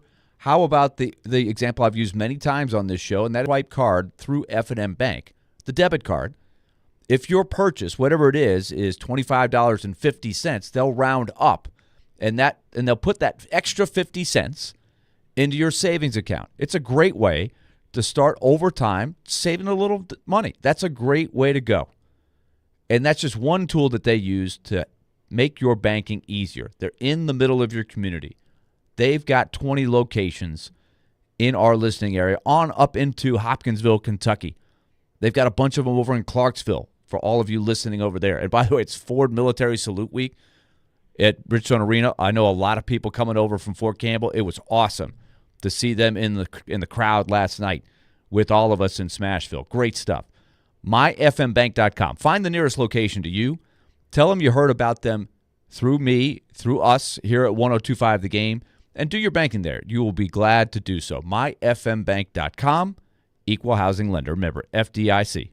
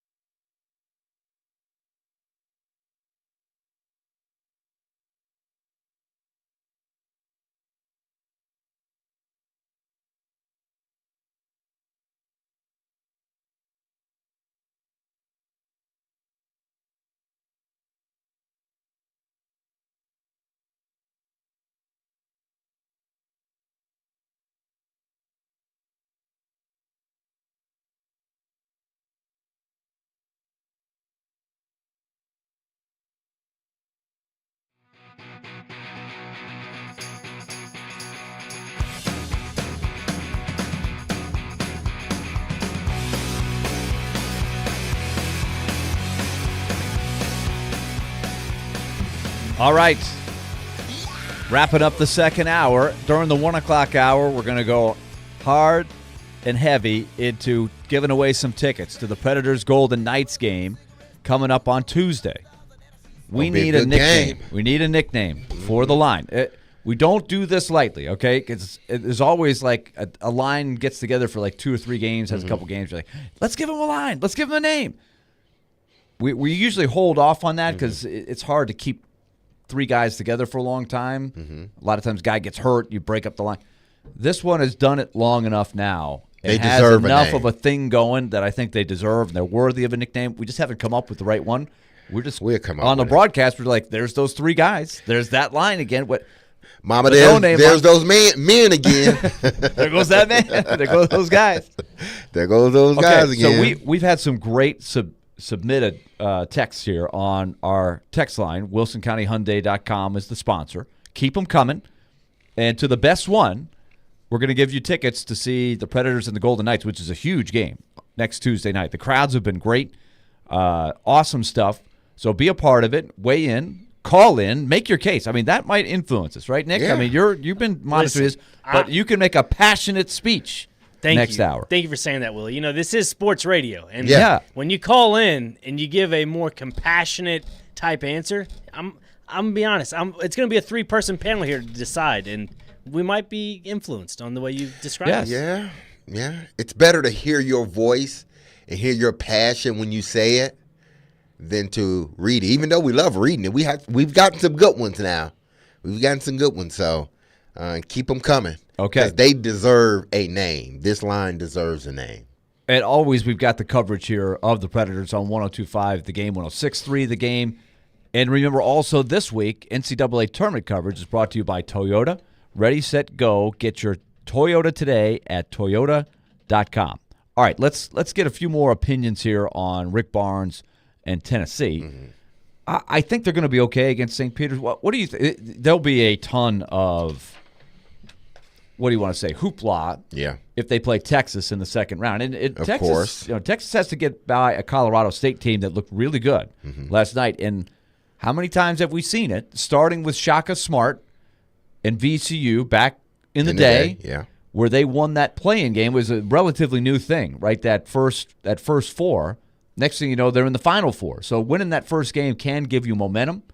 And so I don't think Texas is a shoe-in to beat Colorado State, even though I have to be honest, I have not watched Colorado State, but they look good last night. They smoked Virginia. Well, but I like Tennessee's draw, though, all that to say. Yeah, obviously, if you look at, Creighton could be a possibility. If Tennessee gets that far, and I got Creighton beating both Akron and South Carolina, because I got South Carolina beating Oregon. So that could be a matchup for UT. And I don't think too highly of Kansas. They too many injuries. This team is limping into the tournament, and that's what you don't need to be doing, is limping into the tournament, and they are. So I'm not looking for them to advance. I think that could be a potential upset, Kansas and Sanford. But even if they get past Sanford, I think that next game, whether it be against Gonzaga or McNeese State, is going to be tough for them. But I do believe, other than Purdue, this is a good draw for UT. Not to say if they approach every game like they approach the UK game, then I can see them getting to at least the Elite Eight. Here's a text. Because they will face more than likely, if Purdue does what they're supposed to do, they end up facing Purdue in the Elite Eight. Here is how I would define my question. This is how we started this conversation. If I told you that they lost in the Final 8, if you're a Tennessee fan, and I tell you they're going to lose in the Final 8 to Purdue, how would you feel? My answer to that would be, if I were a Tennessee fan, I would be disappointed, but I would still feel good about the season after a couple of days. If they lost in the Sweet 16, I think that would sting more so than last year for sure, and probably more so than most years, even though I try to keep an even keel and tell you that it's nothing to sneeze at. Making the Sweet 16 is hard, no matter how good of a team you've built. But that said, it would sting if they lose before the Final Eight. And I do think that this team can get to the Final Four. This is the team that has the elements of getting to the Final Four. Well, I mean, you're talking from a rational. Yeah, I'm outside. It's easier for me to say it because I don't know I'm if not there's emotionally attached at all to exactly. this team. And I'm sure there's a group of Tennessee fans that think from a rational standpoint when it comes to the Vols, and if they make it to the Elite Eight, they're like, okay, that was a good run by Rick Barnes. We hated that we lost, but when I say we, I'm talking from the standpoint of the Vol fans. We got to the Elite Eight. We expected to go further, but we got Elite Eight, and say we lost. UT loses to Purdue. Well, you lost to a number one seed, right? One of the best teams in college basketball. We assume was going to be the player of the year once again, Edey. So if you lose in the final Elite Eight, like Hut said, how do you lose? Yeah, I think how that's do the you? thing. If it's a close game, back and forth, and you end Buzzer up beater. losing by Yeah. the last second shot, something like that, then okay, maybe UT fans can live with that. But if you advance to the Elite Eight or the Sweet 16 and you look like you did in the first round of the SEC tournament, then I think they'll have problems. Yeah, no question. All right, we're going to follow this for sure. When we come back, we'll get back to the matter at hand here, and we've got some great submissions. Nick Frazier is going to sift through and start naming off some of these, but we want to give away tickets. Let's see if we can get a true identity for this line. Kiefer Sherwood, Michael McCarron, Cole Smith. The blue-collar line that's been starting every game except for the first one, for the Predators during this 15-game point streak, which ties a franchise record, 13-0-2 in the last 15. They have outscored the opponent 65-29 during this buzzsaw time here, and these guys really set the tone. So what's the name of this line? We got to come up with something. That's coming up next here on 102.5 The Game.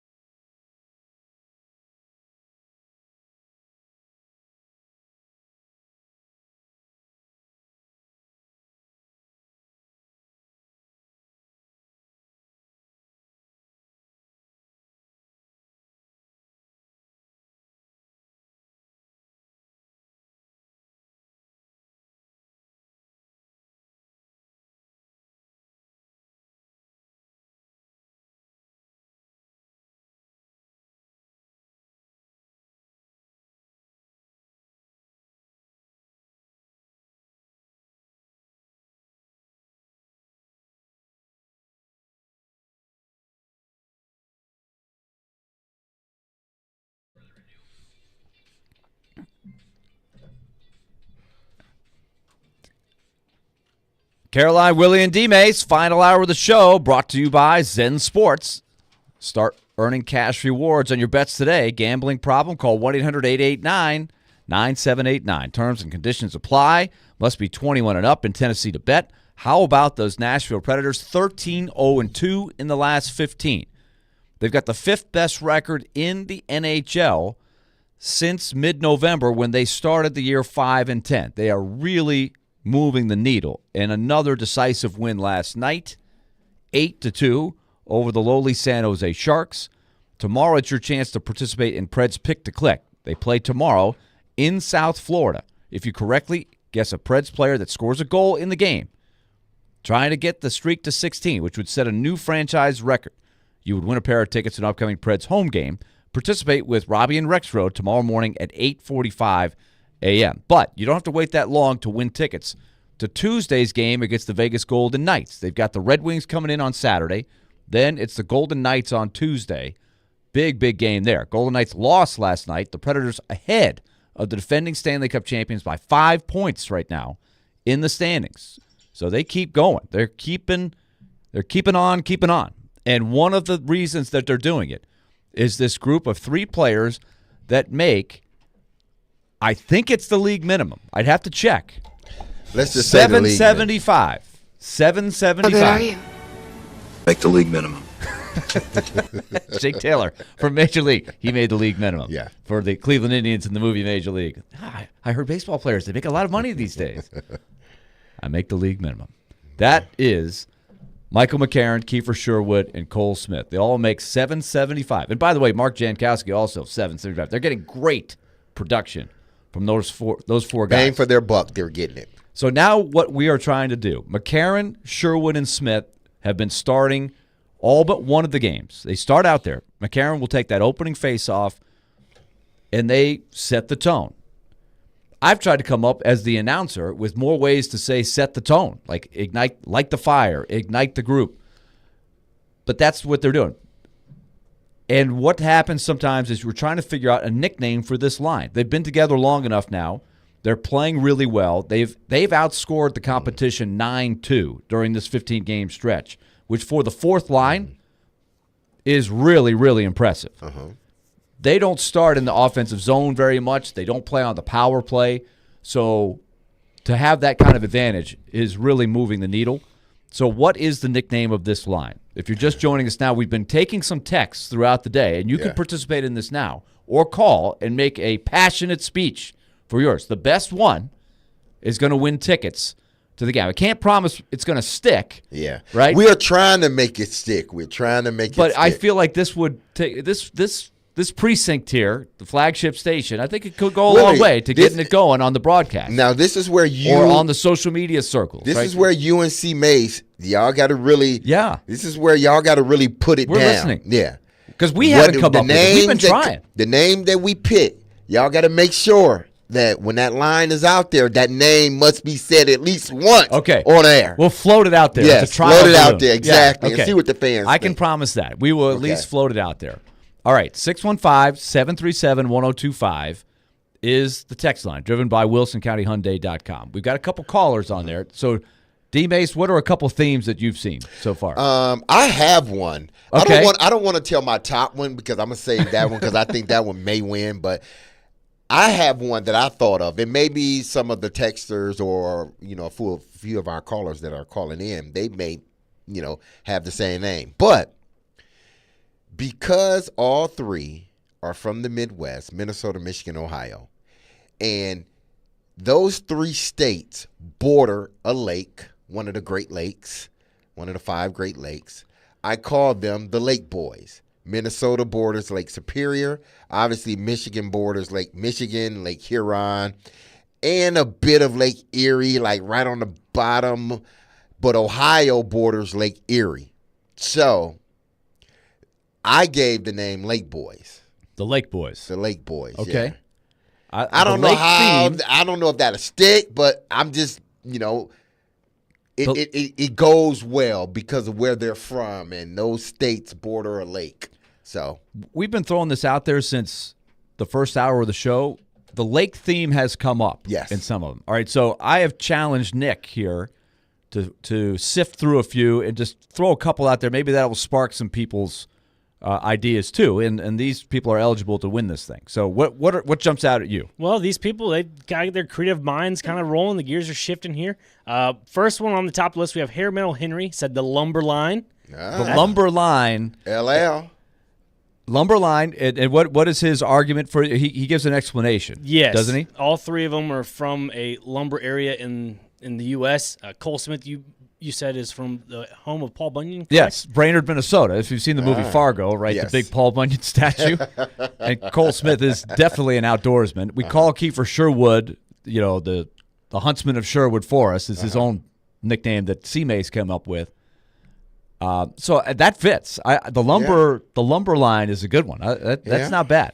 It's not bad at all. And he came up with McCarran and something about McCarran building. He looked up some company. There's a McCarran building product somewhere. They need lumber, right? Yeah, and then there's a Sherwood Forest somewhere in New York as well. So he's like the lumber line. It all works together. Of course, Robin Hood is from Sherwood Forest, right? There we go. Yep. Okay, so we know about Sherwood Forest. Come on now. Yeah. Okay. What else? Another one we have here, somebody typed in chemical line, the KI for Kiefer Sherwood, the MI, I guess, for Michael McCarran, and then Cole for Cole Smith. So the chemical line, that's something. A little creativity there. Okay, yep. A lot of grit line, a lot of grit and grind. There was somebody that said the Stampede line. The Stampede, that would be an offshoot. Remember, for a while, it was the Herd, right? That was different players. That was the Biloxi Bull. So it's basically Colton Sissons and Tanner Janot from Oxbow. So you had an ox, a bull, and a colt. Okay. And so that fit for sure. What was it? The Stampede? I don't know. That's a little bit of offshoot of the Herd. So I don't know. Yeah. That might be a little too close. Yeah. I don't know.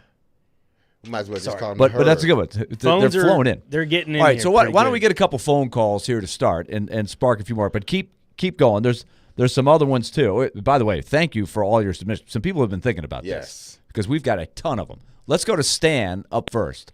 Stan, give us your impassioned plea for this new line.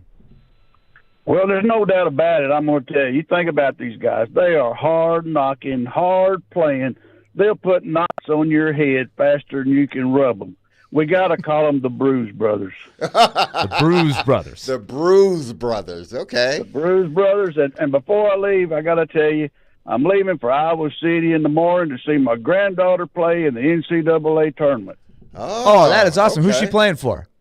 UT Martin. Awesome. Well, tell them good luck. Good luck to the Skyhawks. Take care. Yep. All right. Thanks for calling in, Stan. All right. 737-1025 if you want to weigh in. Let's go to Jeff up next. So a strong case for the Bruise Brothers. All right. What about it, Jeff? Hey, guys. It's kind of simple. They don't make any money, but when they're on the ice, they are money. So they are the money line. The money line. Okay. The money line. The money line. It's kind of a no-brainer. It's a no-brainer. The money line. The money line. They make the. Can we get Tom Barrett, Jake Taylor again? The money line. Which they make the league minimum. make the league minimum. I guess it can still be the money line. Yep, they're trying to earn those contracts. Yeah. Cole Smith and Michael McCarran have signed new contracts going forward. Sherwood. Not yet. We have to see, but he's playing out of his mind right now. He wants some of that money. He wants it. If the Predators don't give it to him, somebody will, I think. All right, let's go to Blair up next. Blair, what is your nominee here for this line? My nominee is American Muscle. You got, especially with the Michigan and Mustangs and Camaros, and they're just no frills cars that aren't super nice inside, but they're nothing but power.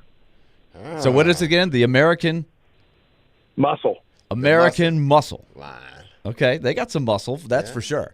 They are. If for people that maybe haven't watched closely, they provide energy. They're the fourth line. They've been scoring more than most fourth lines, but even if they don't score, they're hitting people. They're forechecking. They're battling for pucks. If it's a one-on-one battle for the puck along the boards, they're going to hit you.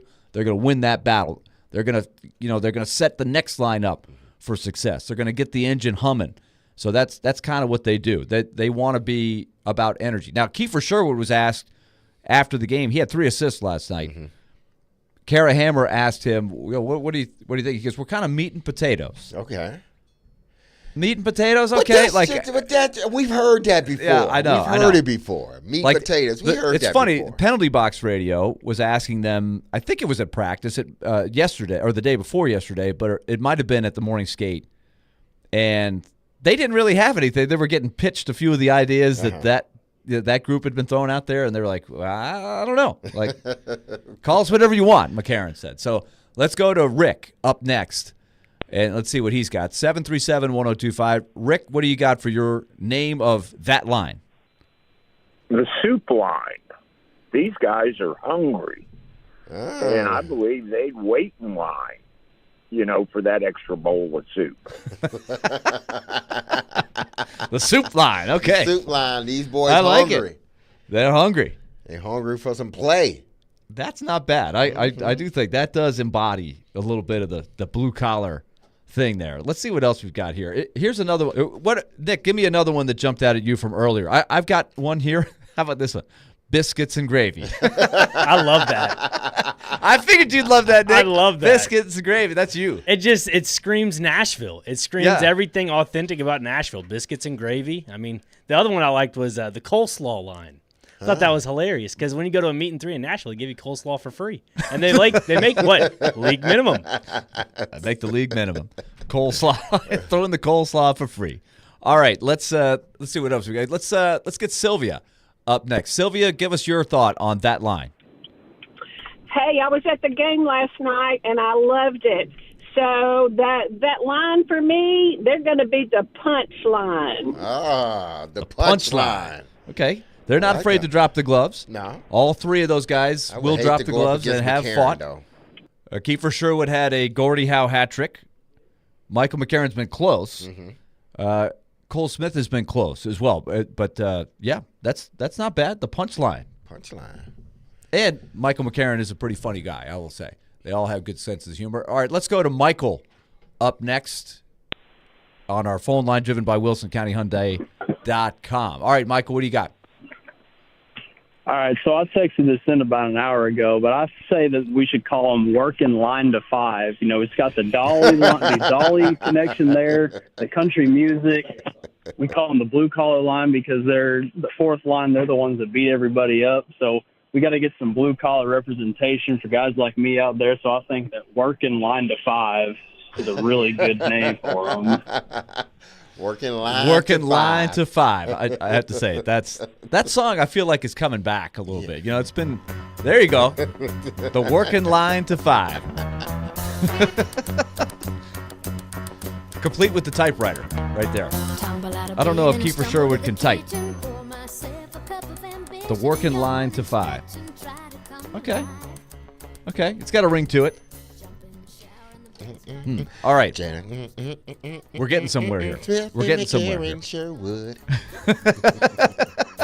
working line to 5. What a way to make a living. Cole Smith.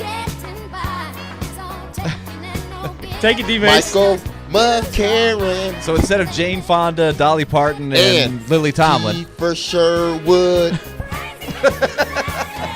Line to 5. Okay, this is good. I like that one. All right, so the lumber line is one that we threw out there, right? Because Cole Smith is from Brainerd, Minnesota. If you've seen the movie Fargo, which is it's a classic, no question about it. And when you're a kid, The Legend of Paul Bunyan, they've got the big Paul Bunyan statue.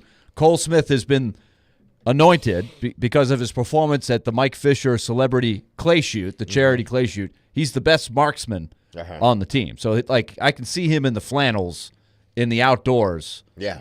Chopping the lumber. With the hat. So that's definitely got to be a nominee there. Yeah. How about this one from the one and only Mark Hollingsworth, who was kind of the founding father of Section 303, the Cell Block 303.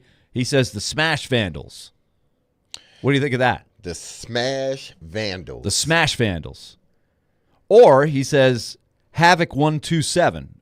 127 meaning the 3 uniform numbers added together. and causing havoc. Okay. I like that. Smash Vandals has a good ring. Like, okay, the Smash Vandals are on the ice. Smash Vandals.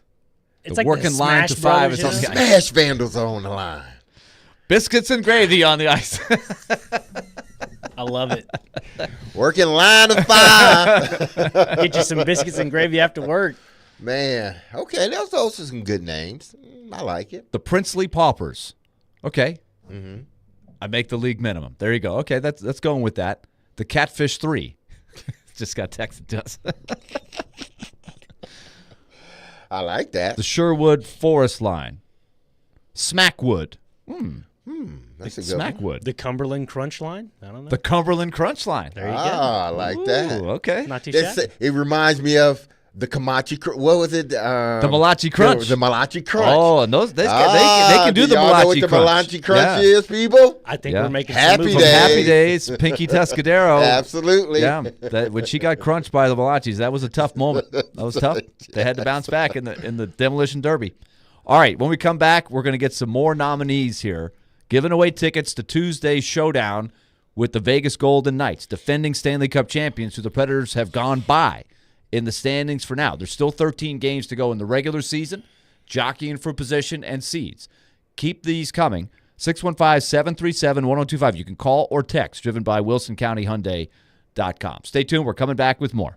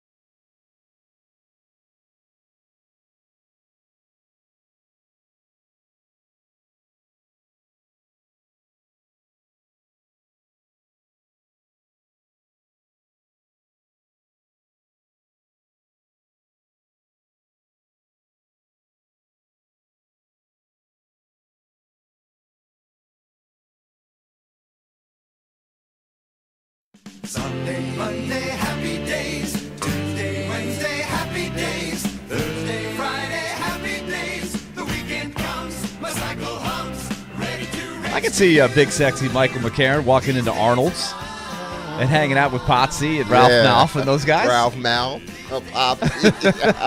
Potsy. The old Valachi Crunch back in the day. Oh, that's good. We're trying to come up with a name for McCarron, Sherwood, and Smith that sort of embodied this Predator team that's starting to really get the attention of everybody around the league. They're not just winning. They're winning decisively. They're moving up in the standings, and they're now being viewed a little differently here.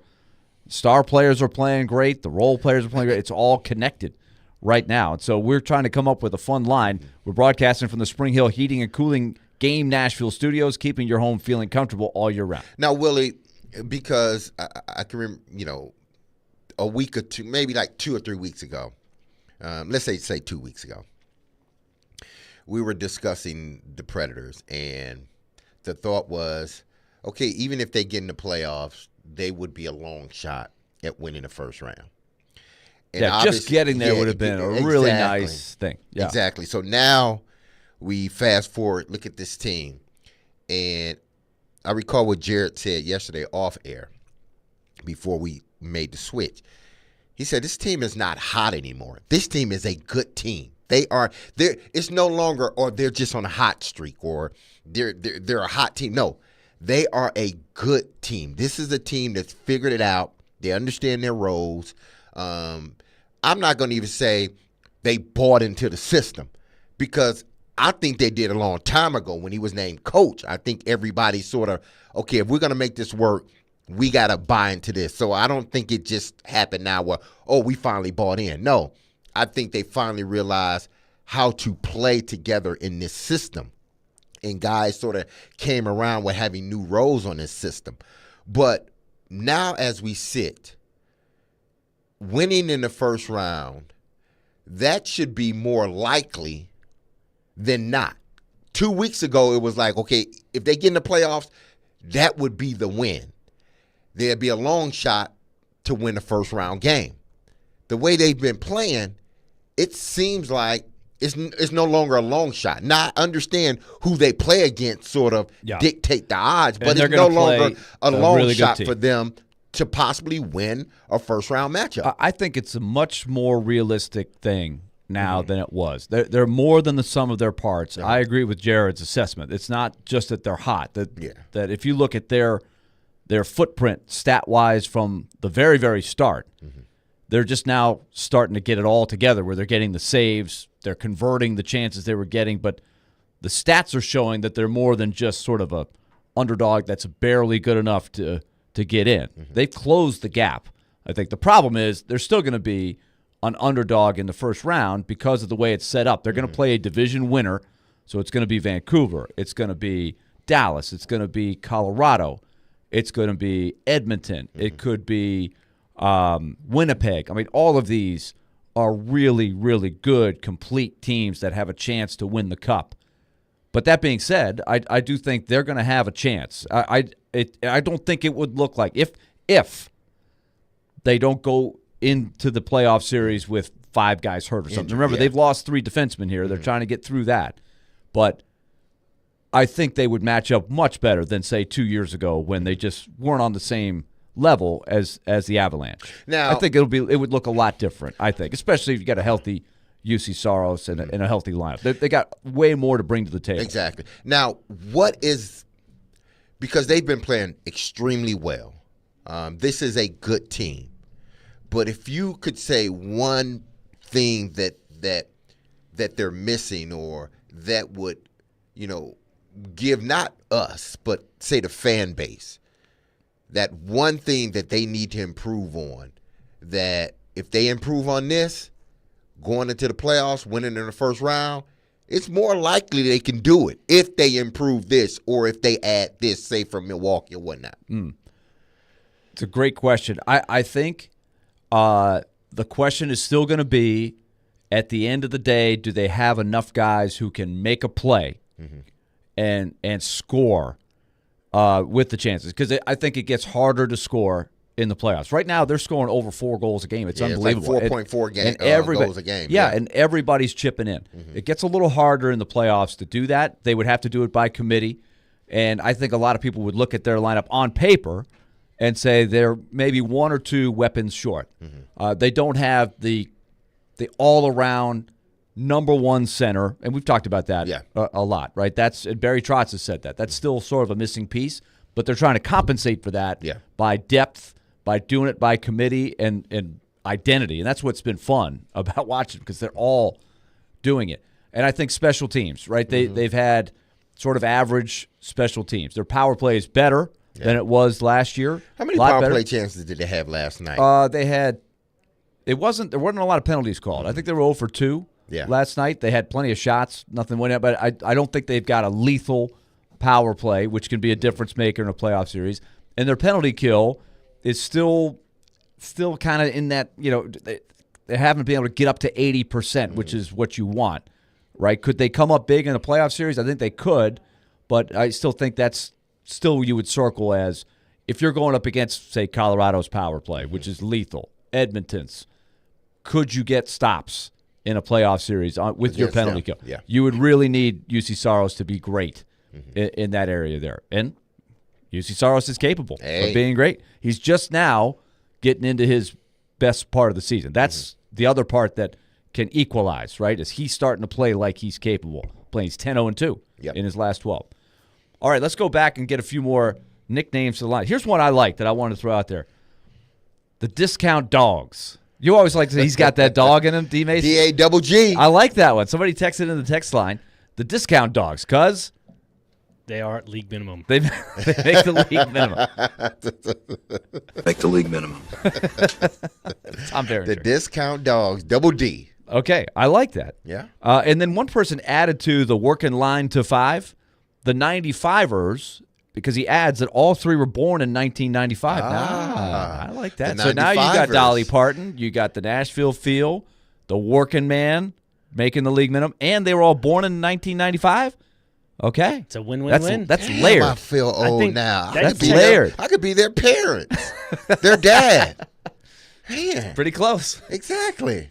Let's put it this way. They were pretty young when you were doing your thing. Exactly. Damn near just out of diapers. Oh, no. Yeah, they were just out of diapers. Shoot. So that was, let's see, Cam gives a little note there on all 3 were born in 1995. So, Cam, good call there. All right. Let's get to Will. By the way, if you want to call in, 615-737-1025 or text in, same number, driven by WilsonCountyHyundai.com. Will, what do you got? Let's piggyback off of the Bruise Brothers, and let's add some Nashville feel to it. What about the Broadway Bruisers? The Broadway Bruisers. Okay. I like that. Okay. And then I got a couple more, and you can switch these up however you want them. Still in the Nashville theme, we got the Broadway Budget Boys, because we're on the budget. Triple B. We're on a budget. Yeah. And you could even substitute boys with line, the Broadway budget line. The Broadway Bargain Boys, they're on bargain, the minimum. And then the last one I had was the Music City Mini Men, because they're on league minimum. The Mini Men. Not to be confused with Minnesota, but just the Mini Men. They're on the minimum. The Mini Men. Okay. That was pretty good. I like the Music City Mini Men. The Broadway budget line. I like that one. He threw about 4 different in, but you can tell. The Broadway he's been budget working on line, this. I like that one. All right, good stuff, Will. Triple B. Okay. Oh, the Broadway Brawlers, I like that one. I'm just going to roll through some of these. The Big Sexy Americans. BSA. Okay. Okay. I mean, that's what you want to name them. Have at it. Somebody said the sexy coal miners. Okay. The coal miners, yeah. The Energizer Killer Bunnies from Mark in Gallatin. Okay. They are kind of like the clearance rack.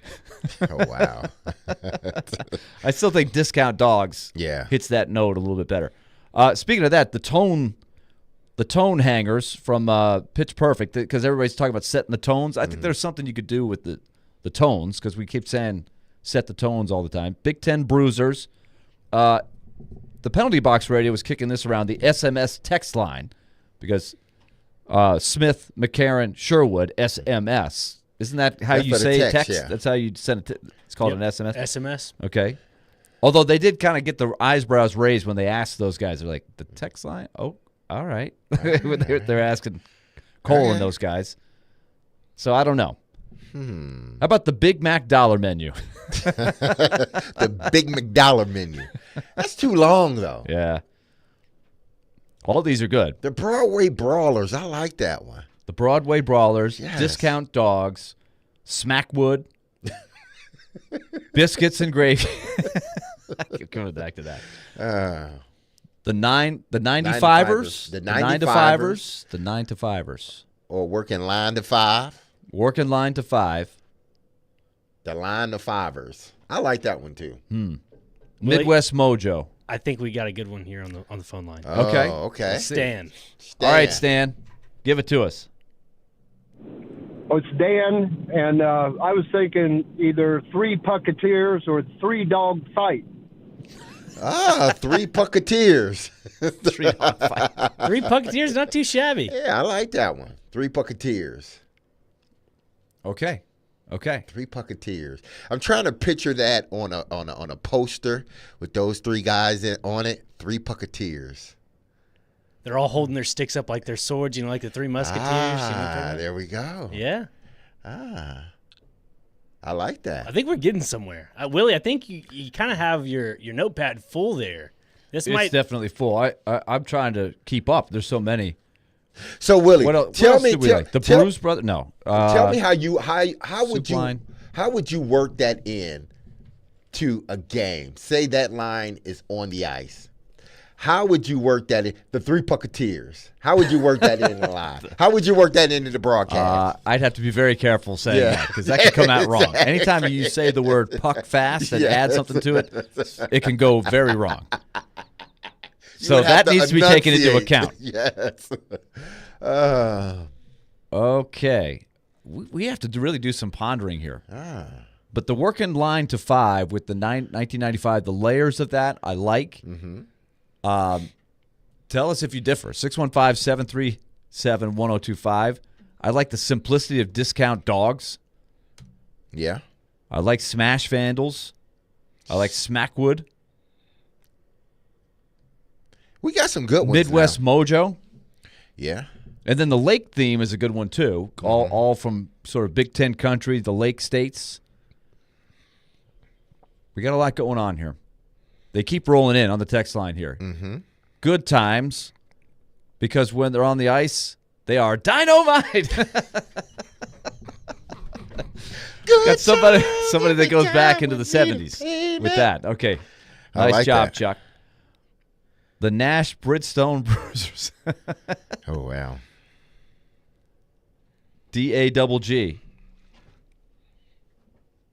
What else we got? Oh, they keep rolling in. All right. Well, I like the ones that have been submitted. Okay, so let's do this. Those that have called in. Great names. Let's take a breather, and let's submit our top 3. When all 3 of us will vote for the top 3. Okay. And then we'll go from there. You got that, Nick? I'm in. Yes. And I know with you 2 of yours, I know are going to be something with coleslaw and biscuits and gravy, just because you're a food guy. I'm a big food guy, and you know this one came on the podcast. We talked about it. Okay. Oh man. All right, when we come back, and we'll get one last phone call. Gary is going to make the last submission. He's going to get the chance here to make the last impassioned thing, and then we're gonna come with our top 3, and then Nick will call the winner for the tickets for next Tuesday. All right, and thank you all of you. We've had I haven't counted them up. We've got to have 100 texts here. This is really something about all these things. All right, when we come back, we'll have more. We'll wrap up the show here on Caroline, Willy, and D-Mase next.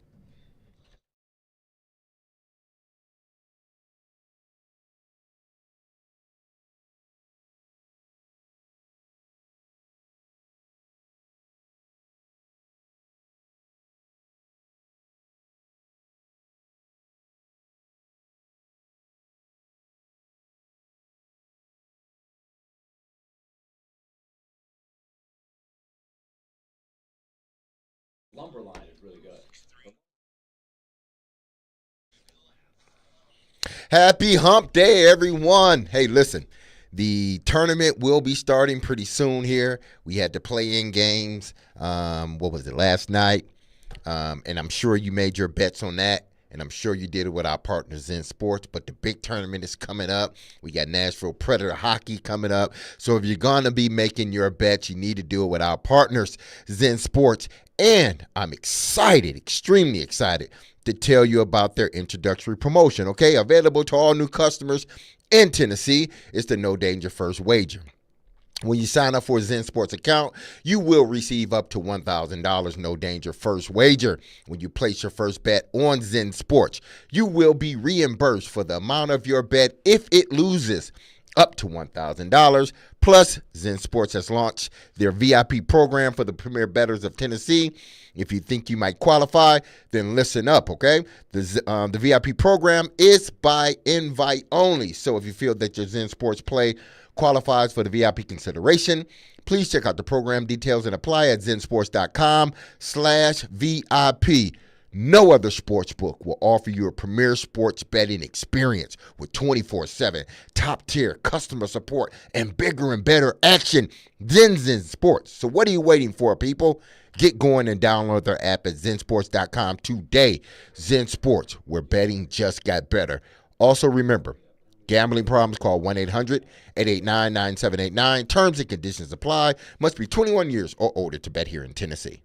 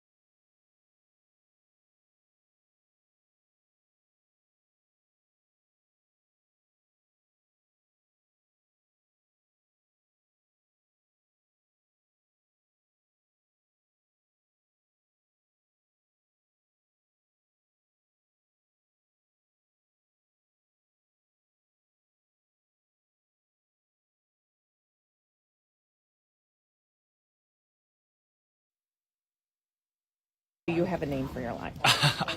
What do you want to be called? Do you have any ideas? Do you have a name for your line? No, we don't have a name for our line yet. I don't think we have a name yet, no. Open to suggestions, yeah. Okay, what about the USA line? I actually kind of like that, You yeah. kind of like that one? Some people have suggested the USA line, Okay. because you're all from here. I think I like USA. You like USA Yeah. line? A lot of pride, yeah. The text line, because your initials are SMS, and you Oh. send a message. The text line, because your initials are SMS, and you send a message. Okay. That's pretty smart. That's Okay. pretty clever. I like Okay. that. But I want you to know this did not come from me. Okay. But USDA all beef line. All beef line? That's Smitty, so we got one, two out of the three covered. Well, I guess we'll think about it. We haven't had the time to think. Maybe we'll think of something good. Our thanks to the folks at Penalty Box Radio who posed the question to the three guys, McCarron, Smith, Sherwood. We're trying to get the name for that line. They just keep going out there and doing it. They're getting it in the done. starting lineup, and they just get it done. And they're doing it for the league minimum. Blue collar. Got to appreciate that. Guys who had to fight their way onto the roster and really helping shape the identity. Quote, relentless. If you notice, they're all wearing those hats. Relentless. Mm-hmm. Those guys are really doing that on the ice. So it's time now. Okay, let's get one last call before we name our top three. I've got three. And I got three. I've got four. like I'm having trouble five. get it down to three. I really like four, and I don't know who's going to win this thing. But let's get Gary. Gary, you got the last shot. All right. I was going to go with the Broadway Bouncers, but being you guys gave me a couple minutes commercial to think about it, I'm going with the Broadway Bruisers. Because when you come to Nashville, you're cruising for a bruising. Okay. We've had some bruise kind of themed ones. I like did that. like the Broadway Bouncers. The Broadway Bouncers. Yeah, I like that. that Okay. one. Yeah. I mean, you need bouncers on Broadway, don't exactly, we know? Absolutely. Yeah. Okay. It's time to reveal the top four. Or top three. All right. So, Nick, you've been compiling these. What do you got for your top three? So, Willie, you did mention this before the break. I do like the coleslaw line. That is a number one favorite for me. Some with food. It had to be. The 9-to-5ers are pretty good. I like that a lot. The working line to 5 or the 9-to-5ers. Yep. That's number two. And then, I mean, I don't want to steal from anybody else's list, but, I mean, Harriman Henry had a good one. The lumber line. I mean, you can't go wrong with that. line. Yeah. Okay. That's my three. Okay. All right. D-Mase? Okay, my three, the lumber line was on there. What was it? Smackwood. I love Smackwood. Smackwood. So, and remember, if you're just driving along, you're not thinking about it. Smith, McCarron, so that's the Mac, and Wood, Sherwood. So you that works. Smackwood. Yeah, I like that. It's kind of like in Smashville, you would have Smackwood. Exactly. It's simple, but it's to the point. Smackwood. Yeah. There we go. Okay. I like that In one. And then Smashville. I like the lake, the lake line or the lake, what did I call them? The Lake Boys. But line of 5, the line of 5ers, I like that one, man. The line of 5ers, that's all right. It's there. The working man line. Because you can always play the song. Right. You can always play the song. And it's the whole point. It's the theme of the song, right? You're working hard for your money. Exactly. You're almost Donna Summer. She works hard for the money. Exactly. This is. But they had to fight their way to stay in there. Okay, so here are my three. I'm going to throw in 4. I love Smackwood. I really love that one. I love the lumber line.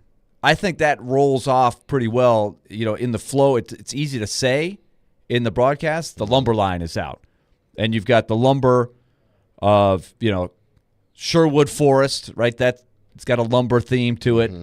Cole Smith is from Brainerd, Minnesota, the home of Paul Bunyan, the lumberjack. That fits. And I don't know. Harold Metal Henry submitted that there's some sort of business with McCarron and building products. In New York or something like that, yeah. So we'll throw him in there too.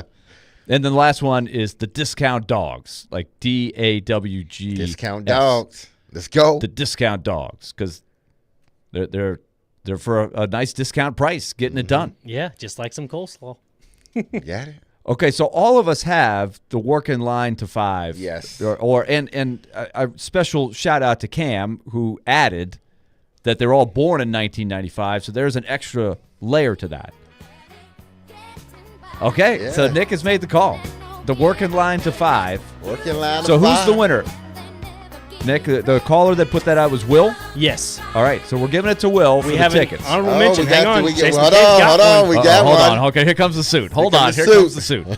Here comes the suit. And the final word to Chase. Yeah. Okay. So I was doing something else. You can't win the tickets. No, I don't want to win the tickets. I'm actually coming here I have a giant bucket of manure that I'm about to dump on this whole thing. Oh no. Why are we so obsessed with naming lines? It's fun. You're really going to end the show like that? It's a fun contest. Yes. I get it. It's fine. But, like, it's so overdone. Well, No, that's it's okay. not. When's the last time we did a name for a line? The Herd. Okay, and that was 3 years ago? Yeah, but I mean, But it's So about it's time gotta for a be new something line. but like, special. does every Preds era need it? Like, it had Jofa, it had the Herd. Yeah, every line, every era needs a line. Okay, but other than those two, what other names of lines in Predator history have there been? Didn't Sullivan and somebody have one back in the day? If you can't remember it, then it really... Vowel line. The vowel line. The vowel line, yeah. The vowel line. The vowel line, that goes way back. That's like 20 years ago. Ian at had least. that, by the way. That's a good call. That was a good one. Erat, I mean, look, Archipov, it used Orzov. to be, to me, I just feel like Okay, so that's maybe we've Preds named fans 3. maybe fans talk about it too much, and that's Okay, why I this get all is year fired up. 25. Yes. And Okay. we've named 3 lines. This is the thought. But I mean, like all We're throughout okay. hockey, you have the A line, the HBK line, the grind line. I mean, We don't look, the grind, we had a lot of people with the grind or the blue collar. That to me is kind of cliche, right? Yeah. Okay, fine. They're grinding. Everybody. but if you say grind line, I think Detroit. I think McCarty and right. those So guys. we would never have a line Exactly. like that in this town for a line. So you have to top that.